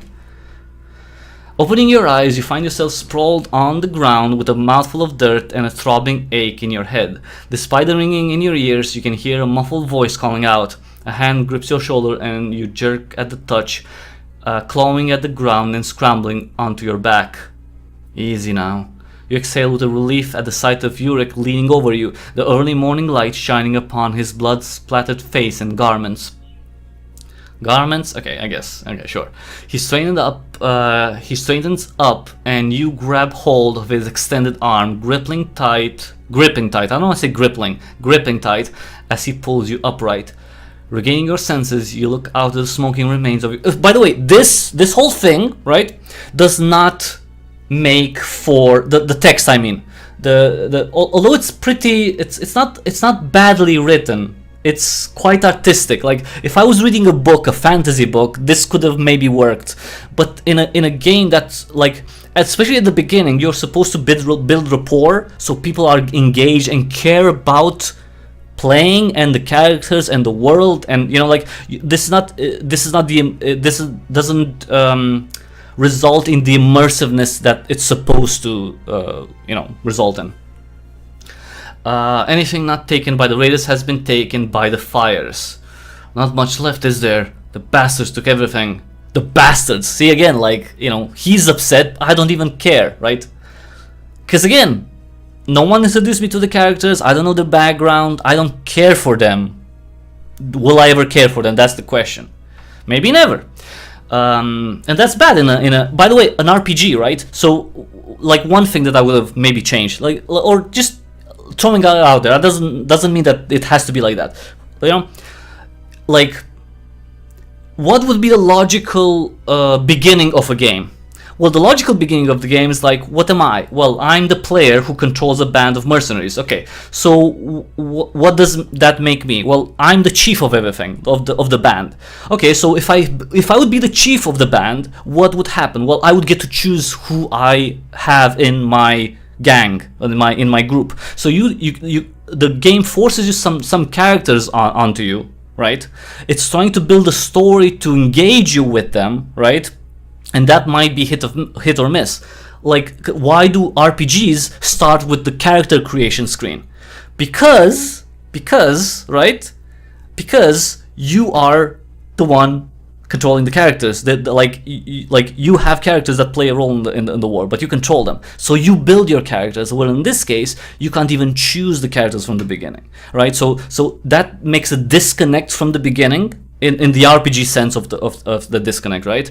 So that's, you know, and you have to build it, that's the whole thing. But if you don't, you know, maybe it's me, like, you know, maybe this text hasn't made me cry over, like, oh, they killed them, the bastards, they betrayed. It's like, okay, I get betrayal. What's the deal? It's like, is that supposed to pull on my heartstrings? I don't care. Like, okay, something bad happened, like someone was betrayed. Big whoop, so what? Like, I'm not involved in this specifically. It's not like they took money out of my, you know, like, my account. You know, it's like, all right. Not much left, is it? The bastards took everything. Like, I didn't have anything from the beginning. Why do I care? You know. It was Thorin, sir. He betrayed us. By the way, Thorin, which we've only seen once, and he spoke to us twice, and it's like, I'm supposed to hate him now? I'm supposed, like, this is supposed to motivate me to continue playing and be like, oh, find the fucking Thorin, rip his heart out? It's like, no, I don't give a fuck. Why would I give a fuck? It's like, really? I don't know. Just because it's written somewhere that something tragic has happened, I have to be involved in it? No. Just giving an example of, you know, how, you know. Alright. Wasn't alone either.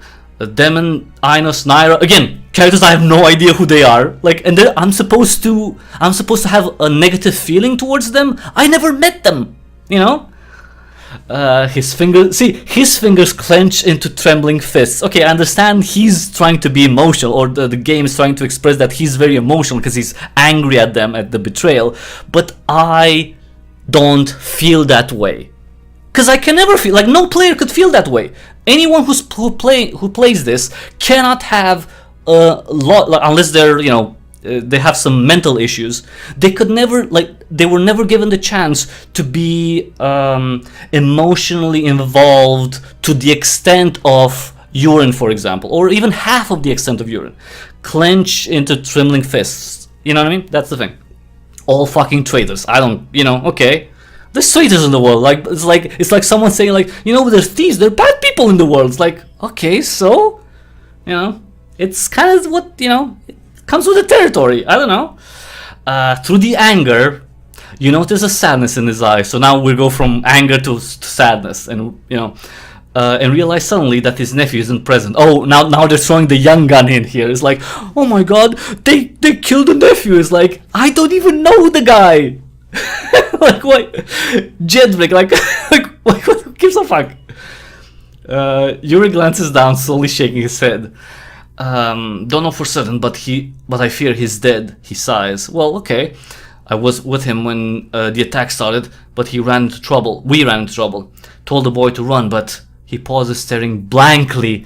He pauses, just like, listen how like cringe-inducing this is. He pauses, staring blankly into the distance as you place a comforting hand on his shoulder.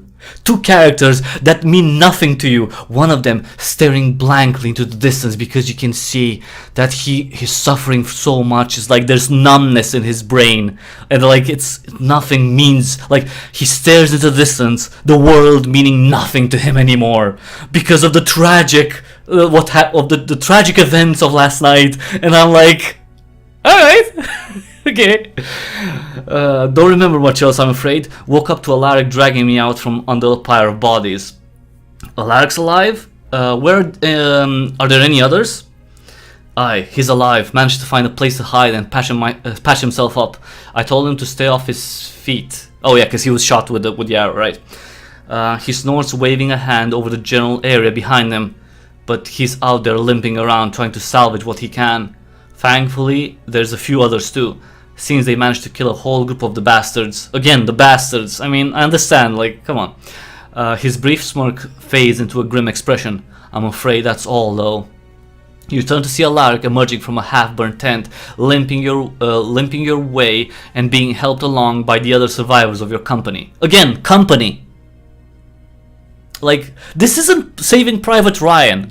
I don't have a relationship to these people. A relieved smile forms on all of their faces at the sight of you. Gods, we're glad to see you. Gods, we're glad to see you? Or God, we're glad to see you? Or maybe gods, yeah, because there are multiple gods. He glances at Yurik. Have you shared the news? I did. Alaric fumbles inside his coat, pulling out a few slightly scorched papers. I found some correspondence in one of their tents. They had been planning this for months, it seems. Months? I mean, we've only been in the crypt for like, let me think, 20 times? 20 times? Because it's the time thing. Like, anyway, months. Any idea how they who they were working with? By the way, traitors, bastards. Okay, dude, chillax. I'm afraid not. Certainly more than just a ragtag group of thieves. They were too well armed and too well organized. By the way, this is okay. So this is another. Okay, it's funny because it's like, okay, it's a cliche. It's like from the beginning. So these were mercenaries. They're attacked. They're betrayed. Okay, so this doesn't feel like it's not unusual. So this part of the story is not an unusual thing, right? The fact that some mercenaries, people who get paid to kill others, right, would betray other mercenaries. That's not unusual, right? So that part of the story is not surprising. Now the funny thing is that, well, god damn it, can't you know it? It was certainly more than a ragtag group of thieves. This is like telling the player, hey, there's something bigger behind all of this. And it's like, you know, because it has to build up to this secret, huge conspiracy, and you have to fight. And it's like, wait a minute, let's take our time. Let's start, you know, like it's we've only started the game technically, and the game's already hinting at something bigger behind all of this. And it's like, dude, chillax. Okay, I understand. I've been betrayed. That's bad enough. Okay, it's bad enough. Let's go find the ones and try to take revenge, right? And while we do that, let us discover that's a bigger plot behind all of this. But no, the bodies haven't even been buried yet, and it's already, you know what? It's a bigger conspiracy here. They're not just a ragtag group of thieves. They were too well armed and too well organized. So there must be a huge conspiracy and plan behind all of this. And it's like, dude, let me discover this. That's good narrative. When you go on a path, and as you progress to the path, you discover things, and it becomes weirder and stranger, and more people are involved, and it becomes a bigger and bigger thing as you progress. But you're already making it a big thing without even letting me discover anything. It's like, why? Why do you do that? Why? It's funny though. It's funny because it's like you couldn't wait to shoot your load, you know what I mean? It's like premature ejaculation here. It's like, just chillax a little bit. Just let me play. Let me discover that's a plot behind all of this. That there's kings and queens and mages and dragons involved in all this story, right? Let me think that this is just a classic betrayal of mercenary over mercenary, which makes sense, right? And then let me as I progress and try to punish the ones that betrayed me, let me find out on my own that this is a bigger thing. That's the coolness of discovery. You're taking away some of the excitement of finding things out. Wait, that guy was there and they were fighting. Wait, how long have they been planning this? Who else knew? You know what? That's exciting because that's a mystery, and you're taking away part of the mystery if you're telling me that they were too alarmed and too well organized. You're taking anyway. You know what I mean? They're taking away part of the excitement of discovering things. Alright, a group of cowards, I say. Okay, dude, can you shut up with the basses and it's come on. This is, B-rate movie writing. Come on, come on. You can't be that cringy. Easy to achieve victory when half of your troops passed out drunk. No doubt Tori and them were counting on the fact the spineless pricks. Oh, now it's spineless pricks. I mean, you tell them, Yurik. You tell them. Go. I never did like Torin. Always felt uneasy around. Oh, now he's coming out oh, I never liked him. It's like, bitch, you couldn't tell me that before we went into a dungeon together and then we drank and we were in the same camp. Jesus Christ, man. Just shut up now. Okay, I understand. You don't like it from the start. You didn't you should have said something already. If you said something before, maybe we wouldn't be in this mess. Jesus, dude. You're giving me shit lines and then you tell me this. I could have used that information months ago. Alaric furls his brown, tough creeping into his mind. A thought, creeping into his mind. I can hardly stomach the notion, but could Van have been involved? I mean, Yurik waves a dismissive hand. Not a chance. I know he and Torin got on well enough, but the man's as loyal as they come. I'm just glad he wasn't here for this. We've lost too much already. Oh my god, this is such cringe. It's we've lost too much already. It's dude. It's funny to me because it's not, you know what I mean? It's trying to be serious, but it didn't. It's not gripping. It didn't grip you. Didn't make you emotional about the whole thing. And then when they're expressing emotion, it's just funny. Anyway. Regardless of who's involved, there's little we can do about it, at least for now. That's true. So what's our plan, boss? You know I'll follow you anywhere, but I promised my sister I'd look after Jedrick. If he's somehow alive, I need to find him. If he's not, well, he pounds a fist into his other hand. What? Us putting those traitors into the ground will have to suffice. Oh my god, this is such a cringe. Us putting those traitors into the ground will have to suffice. It's dude, this is like Pokemon. It's like anyway, it's funny to me because it's cringy lines. You know, it's like it's funny. It's such a puerile way of, you know, like a childish, you know, line. Larry places a calming hand on your rickshaw. Oh, calming hand. What's a calming hand? It's like what's a calming hand? What does a calming hand look like or feel like? I wonder. The boss is right. We have little choice on the matter. I understand you want vengeance. Vengeance, yes. Like, like, okay, so do I. But we haven't the manpower or the means to seek it right now, and doing so would only get us killed. All right. If we're going to do this, we'll need to first restore our numbers. Okay, that's a plan. That's thinking. Okay, then I promise we'll hunt those traitors down. Okay, you use the word traitors too much. You look around at your companions, renewed purpose in each of their eyes as they all nod in agreement. Right then, with best travel light. It's a long walk to Andalon. I mean, everything's kind of burnt, so like it's not like we can take anything or much from this camp. Everything's been burned down. All right. Now, as your caravan travels through the world, time will progress. Of course, goddamn time. Supplies and general upkeep can be expensive. You know, obviously. And every day that passes will cost us coin, which makes sense, but it's funny to me that it's like time is such an enemy to you. It's like in the dungeons it's an enemy, in the navigation screen it's an enemy. It's always an enemy. It's like time, god damn it, time. God damn you, time. Oh, time. Alright.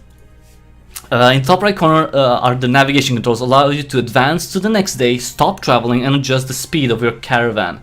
Given the situation, we can't afford a long journey. We should make our way to the city of Andalon to rest and regroup. Okay, so apparently we still have the money though. So we still have the money from before, so you know, that's good, I guess. So this is make camp, stop moving if you're currently traveling, or travel speed. Okay, so let's look around the map. What do we have? Redlands. Contracts available 1. Okay, so we can take jobs from there. House Talaron. Midland. Pyramid of the Divine. Ooh, that's gonna be a fight, probably. Big fight. Rainelheim. Contracts available 3. This is for, you know, the early access. As the game progresses through early access, it's going to be revealed more probably. Hastenhold, Yorhurst. Okay. All right. Okay. So we're going up to Andalon. It will take 11 days to travel to Andalon. Are you ready to leave? I mean, yes. Oh, show city info. So it's neutral, friendly, peaceful, ruling house, Talaron, ruler, location Midland, religion ascended, culture median, main export wood. Ooh, yeah, have it. Alright. Okay, history. According to the legend, the city of Andalon was founded by Andal the Axe. His line ruled over the city until the Midland Civil War, where Edic Andalon died in battle alongside his sons, fighting under the banner of Neris Talaron. Hey. Sorry, my dog is chewing on a toy, and she's making sounds. She's making noise. Okay, let's go. 11 days, and look at the cost. Oh, it's 1 per day. Okay, it's just 1 per day. Alright, what's this? Having less than 4 people in your company is risky. You should try and have enough to fill out an entire team, and ideally a few to keep in reserves to cover for injured or fatigued teammates. Okay, let's enter the city.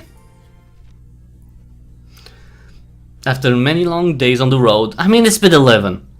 You and your companions breathe a collective sigh of relief upon entering the city limits of Andalon. The streets are bustling with traffic, and though it does seem to be business as usual, you can't help but sense an uneasiness among the people. Yurek seems to pick up on it as well, and with narrowed eyes he looks up to the sky. Oh my god. The days are growing dull. Oh my god, this guy, like, this Yuri guy is, he's in charge of having the cringiest lines. It's like, he's looking at the sky. The gods are angry. There's a darkness coming. I can sense it in the air. The birds are, you know, like, it's such a silly, like, oh, your lines, dude, your lines are so bad.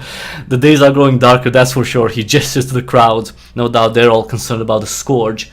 Can't say I blame him. On the bright side, there will be no shortage of work available for us, but for now, he winces, glimpsing down his injured leg. We could all do with a few days rest. We can't really afford it because every day costs money in this game. So Alaric begins to shuffle forward, gesturing ahead with a nod. I believe the inn is this way. Oh, you would know where the inn is, wouldn't you? You little drunkard. Anyway. Oh yeah, more. Wait. Why did? Wait. What? Wait. What? Wait. What? Wait. Why did 3 days pass, or 2 or 3 days? 3 days at least. What happened there? Wait. What? Wait. What? Why?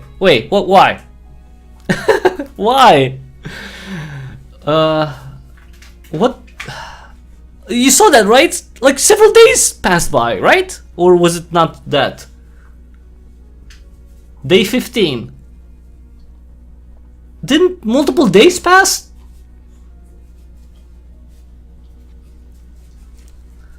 I mean, from the outskirts to the inn, it takes several days to walk? Okay. Alright. With the morning sun shining into your room at the inn, you rise from your bed, pleased to find your body finally free of its many aches. Gathering your belongings, you walk down the creaking stairs. I mean, do they have to be creaking? Come on. Okay, you walk down the creaking stairs to the ground floor, spotting your companions already settled at the table and were breaking their fast. Okay. Morning, sir. You're looking a slight bitter, huh? Come. He gestures to the seat beside him, with one hand taking up a spoonful of porridge with the other. Sit, eat. Across the table, Alaric tears off a piece of bread and hands it to you. We're just discussing our next. Alaric trails off as the man approaches the table. Your previous employer, Caelum, sporting a puzzled look upon his face. Huh? I must say, I'm surprised to see you here. I heard about the battle. Heard you were dead, in fact. He slides into the seat opposing you, spreading his arms wide. Yet, here you are. Heard it from who exactly? Well, your associate. He looks up, trying to recall the name. Thorin. Yeah, that was it. Tall bastard he was. Said your entire company was killed in an ambush and that he was lucky to be alive. Anyway, he brought me the vial, so we concluded our business and went on his way. And you just believed his story? Well, truth be told, no. I could tell he was hiding something, but I wasn't about to refuse the man. I suspect he could rip me apart with his bare hands, were he so inclined, so... was there anyone else with him? A boy of 15 years. The man scratches at his chin.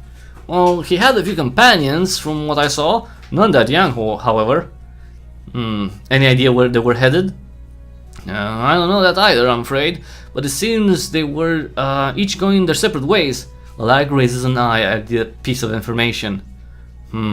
Retiring, perhaps? They certainly can afford it, having stolen everything from us. So they betrayed you and stole your fortune, did they? I'm sorry for that, but perhaps we can help each other out. Huh. Alright, you have a job for us? Please don't make it so another day passes, like, before we go to the next job. Well, more of an arrangement. Colwyn leans in closer, placing an elbow on the table. I've been looking to expand my business across Caelum, but the roads are a dangerous place, as you well know, and I'm in need of a permanent guard. In return, I would offer you a discount on all my wares, potions, elixirs, and the like. I'm sure they'd be a great use in your line of work. Yeah, do you have a potion to slow down time? Can you have that? Can you please have that? Like, that would be nice. Something that slows down time, not stops time, because I understand that would be impossible. Well, maybe impossible in this world, but slow down time just a little bit. Just, you know. Well, to be clear, I would not interfere with the operation of your company, or that you can of that you can be sure. In fact, I care not where we travel. Wait, what? just as long as there are buyers for me to sell to. He leans back, spreading his hands across the table.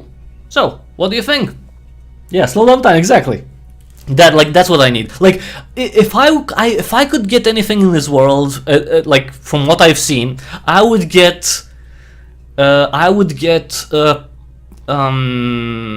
some potion for Urek, so he has better lines, so he's not so cringy, and I would get something to slow down time.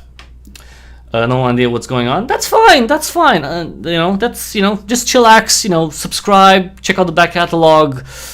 Join locals, and everything that you don't know will be revealed to you. I wish I could slow down time. I wish I could stop time. Slow down time would not be enough for me. I wish I could stop time. That would be nice. Alright, so he would not interfere. Okay, sounds like a fair proposal. I accept your offer, because there's no other option, as you can see. Caelum smacks a hand down on the table. Excellent! Then consider me at your service, my friends. And as I said, where we go is entirely up to you. Alaric lifts his hand, a single finger raised. There is one problem, however. We simply cannot afford to travel anywhere at the moment. Of course! Well, we don't have money, we don't have anything. We don't have time, we don't have money, we don't have money for time. Oh, thank you for that. Thank you. Cool. Oh, thank you for the $2. you know, YouTube gets like almost half of that. But anyway, but I appreciate it. I'm not saying. Just for anyone who's who's interested in supporting me, it's just better to go to locals. cryptichybrid.locals.com. Just join there. You get tons of perks. I get 90% of the money, and maybe we'll also be able to stop time with enough supporters on locals. Those Rodan warriors. Oh, hi, hello. They're not bastards. They're not bastards. Those are nice people. Have you played? Okay, anyway, you can check Rodan Warriors. It's actually a pretty cool game. Alright. So, okay, so wait. Okay, so we're suddenly having, wait, stop with the lines. Okay, so, you've suddenly had a rough go at it, huh? He waves a hand. Yes. No matter, I can supply both horses and carriages. Oh, like... This is I was going to make a joke, like this guy, like, so okay, so let's review what happened, right? Oh, YouTube bought bastards. Yes, that's true. That is true. Okay, so let's review what happened. So we were betrayed. Now we don't have time or money, and we've lost one character. Well, I lost one character. That's on me. I'm sorry. And this guy comes in. He, like, the job that we were hired to do for him, it's done. So he doesn't have to do anything to us. Like, he doesn't have to have any relationship with us. But what he does is, like, he's taking us as their as his bodyguards. He's gonna go wherever we go, and in addition to that, he'll supply both horse and carriages. Is this a gift from God? Is he my sugar daddy? You know what? That's it. Congratulations, Caelum. You have become the Iron Oath Sugar Daddy. Caelum, I'm gonna write this down. Caelum Sugar Daddy, because we're gonna play more tomorrow probably, and we're gonna call him Sugar Daddy. He's our Sugar Daddy. Now the question is, what do we really have to do to Caelum for him to be so nice to us? And you know what? We're gonna discover that as we progress through the game. Yeah, he's probably lonely. I heard the local vanguard have their hands full at the moment. I suspect you might find some work with them. He leans close, lowering his voice. But you know what? You can make some nice money if you just, jerk me off under the table. Sorry, that's, in addition to getting the job from the vanguard, I'm just saying. Just don't mention my other activities. There would be none too pleased to learn of the vials in my possession. Oh, thanks for the tip. We'll go on and see them. Okay, so he's giving me, without wanting technically anything, in return, horses and carriages. Okay, that's fine. Caelum rises from his seat, straightening out his tunic. See, straightening out his tunic. He had his tunic, ruffled. Why do you think that is? He was jerking like over his tunic. I'm telling you, that's the thing. I have preparations to make. Then he looks at each other. He looks at each of you, nodding farewell. I will wait you at the gates. Taking a bite from your bed, you look at on as Caelum strides out of the inn. Alaric turns back to you, fingers rubbing at his chin. You know, sir, I was thinking it might be wise to retire the company name, so long as those traitors, can we take a vote? Actually, no, this is my band. I should be able to do all this. Can we vote and not call anyone else traitor throughout the game of Iron Oath, please? Can we do that? Because it's, you know, that word is played out already. I was thinking about, okay, so we'll have an easier time rebuilding our numbers, and when we're ready to strike back at them, it will be us with the upper hand. Jesus, dude. Yurik grunts in approval as he swallows the last of his drink. He's right, I reckon. Best not to draw any extra attention on ourselves, if we can help it. Any idea for a name, boss? The Losers? Livestream always had a nice ring to it, I thought. No! No, that was just the name of the campaign! That was just the name of the campaign. I named the livestream because we're gonna play the campaign through the livestream. No, that's a bad name for a band of mercenaries. No, don't use that, that's stupid! Livestream, huh? He pauses, flashing a toothy grin. I believe that will suit us well. No! Stupid, no! No! Why would you say that? This is like... No, Alaric, you don't even know what the word live stream is. You're in a medieval fantasy world with dragons and magic and undead and shit. Live stream, there's no thing. There's no computers in this world. There's nothing to live stream. There's no computers. There's no silicon chips. There's no transistors. There's no internet. There's no cables. What are you doing? Oh Jesus! No. Why? That's so stupid. Why would you choose? I thought that the game, literally, like, the choice would be like, oh, I'm just gonna name my band. Like I'm gonna give it a new name, and the game is gonna ask me, like, what's the new name? And no, they just went on and you know, took livestream the name of the campaign. Oh Jesus. Oh boy, that's. Hey, yeah. Sorry, my dog is. I need to kick her out, I think, because she's not a good girl. When visiting a city, you can view available contacts by clicking on the contacts banner at the top of the screen. The icon on the banner tells you which faction is offering the contract, and completing it will increase your reputation with them. Which makes sense, right? You do something, you know, quid pro quo, right? We're hardly in a position to be picky right now. I say we take whatever job the Vanguard have to offer us. Yes. Okay, let's save. Create a new save file, and let's see the first job first, because it's we're gonna play more tomorrow for sure. Let's do what, this one, right? Contacts available, just one. Back on your feet. And on Midland 240. Oh, there's time on it. Pick up some work from the local Vanguard representative. All right. Even from a distance, you can tell there's a sense of urgency brewing within the Vanguard garrison. As you near, a pair of hard-eyed guards order you to halt, their weapons held up to impede you. What? Anyway, I like the word impede. I don't think it works here. Behind them, a man in a decorative suit of armor, no doubt an officer, takes note of your arrival, and with a wave of his hand, they all wave hands. What are they, fucking Jedi? It's like they wave hands. It's like, no, these are not the droids that you're looking for. These are not the mercenaries that you're looking for. Okay, so orders the two guards to stand down. Eddie, soldiers, let them through. He bids you to approach, his eyes fixed on yours. My apologies, things are rather tense around here, as you can tell. He regards the rest of your companions, looking them up and down. Is there something you need? Well, we heard you could use a hand. An understatement, but you've heard correctly. I'm sure you've noticed the day is growing darker of late. Well, I mean, they're growing darker because we're getting closer to winter, so that's usually how it works. Anyway, they say that the scourge is coming, or winter. Winter is coming, or winter or the scourge. One of the two. We don't know for sure. Maybe both. Maybe both. That's possible. That maybe both are coming. They say that the scourge is coming, but in truth, it has already begun. We've already been receiving increasing reports of void spawn in the area, and we're scrambling to respond to each. Any help we can provide is most welcome, and will be rewarded, of course. Alright, what do you need us to do? A group of refugees are fleeing from a small village just south of us. I had dispatched a unit to aid them, but with the numbers of void spawn that was reported, I fear their presence won't be enough. I would ask you to travel south, link up with them, and ensure the refugees arrive here safely.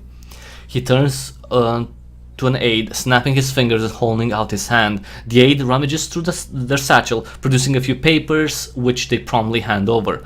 The officer briefly glances down at documents before offering them to you.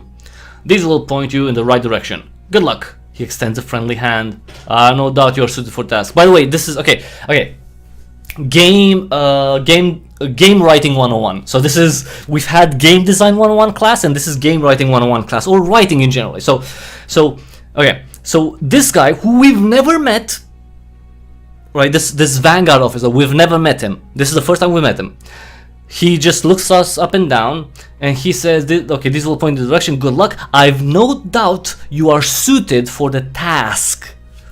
How, like, which human or any, rational being would conclude or would say that? Because there's nothing to conclude that.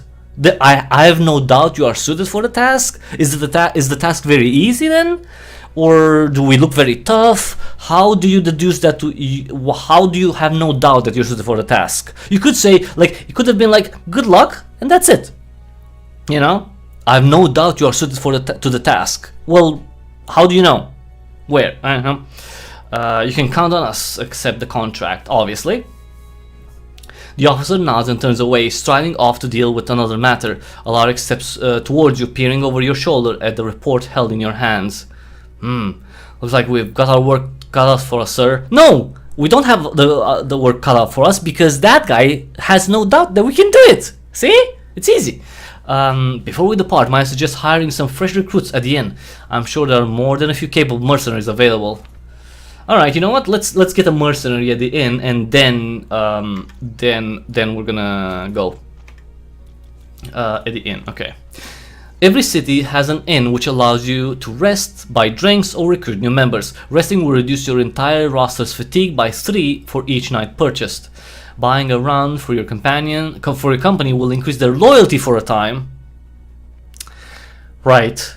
Though drinking too frequently can result in adverse effects. If you are in the need of new members for your roster, you can scour the local talent and recruit them to your company. So this is interesting. So alcohol increases loyalty. Who knew? Who knew? Right? Who knew? Who knew?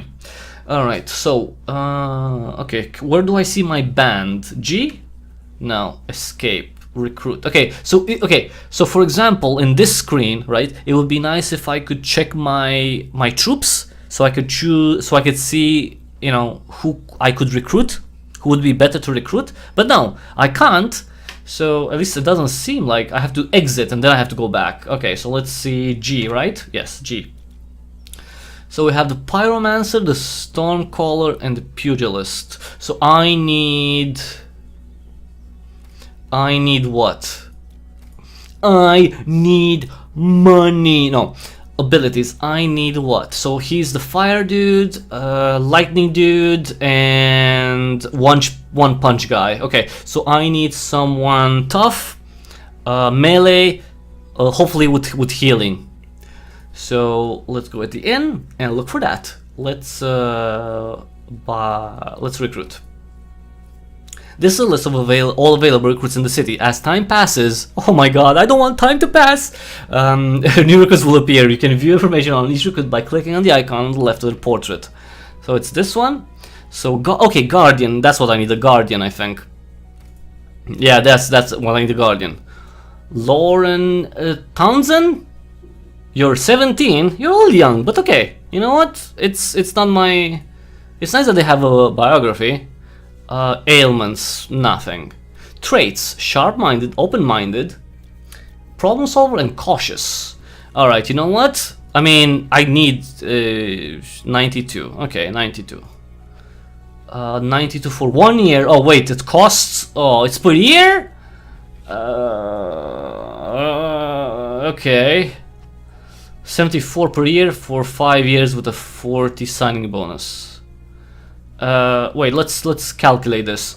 So 92 times 5. What's 92 times 5? That's 400 and something? 460 something? Maybe? Right? Yeah. Right? For...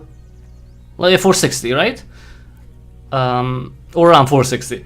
And if we pay 74 for 5 years plus 40, what's okay? Let's say 75. 75 times 5 would be what? What? 74 times 75. Well, 74 times 2 would be 148, right? Plus another 148. That's 6, 8. 9, 290 plus 74, 4, 6, 364 plus 40. Okay, so that's 404. So it's cheaper to get her for 5 years with a 40 signing bonus. Okay. All right, we got it for 5 years. And I just did math on my own on a piece of paper. No calculator needed. Okay, so we got a new recruit. Let's save. And tomorrow we're gonna go out and do our first mission. And maybe we're not gonna find those bastards, but maybe we're gonna start growing a loyalty towards our band of mercenaries. That was everyone. That was the first look at the Iron Oath. I'm gonna play more tomorrow, so you know, same time, same place. We're gonna hopefully do more, find out more, get some money, spend more time, get lots of, I don't know. We'll see what happens. I don't know. We're gonna hopefully level up, get some good gear. Actually, we should probably go to the marketplace next to get some gear. You know what? All that tomorrow, 4:15 Central European time. Thank you so much for watching. If you liked the live stream and my analysis and game writing class and game design class and all that, then give it a thumbs up, and you know, subscribe to the channel for more, and you know, see the ways to which you can support me in the description below. Of course, the best one is to join locals, cryptichybrid.locals.com, because let's be honest, there's so many grifters in this business. It's like every day that passes, it's like time in the Iron Oath. Every day that passes, it's another day when we have more and more grifters that use games for their profit and to get attention, and they don't give a fuck about games. And you know what? You know, that's not, you know, you can discover who's true or not. Anyway, just, you know, locals, cryptichybrid.locals.com to support me and get lots of perks. And I'll see you again tomorrow for a new live stream. Until then, thank you and have an awesome day.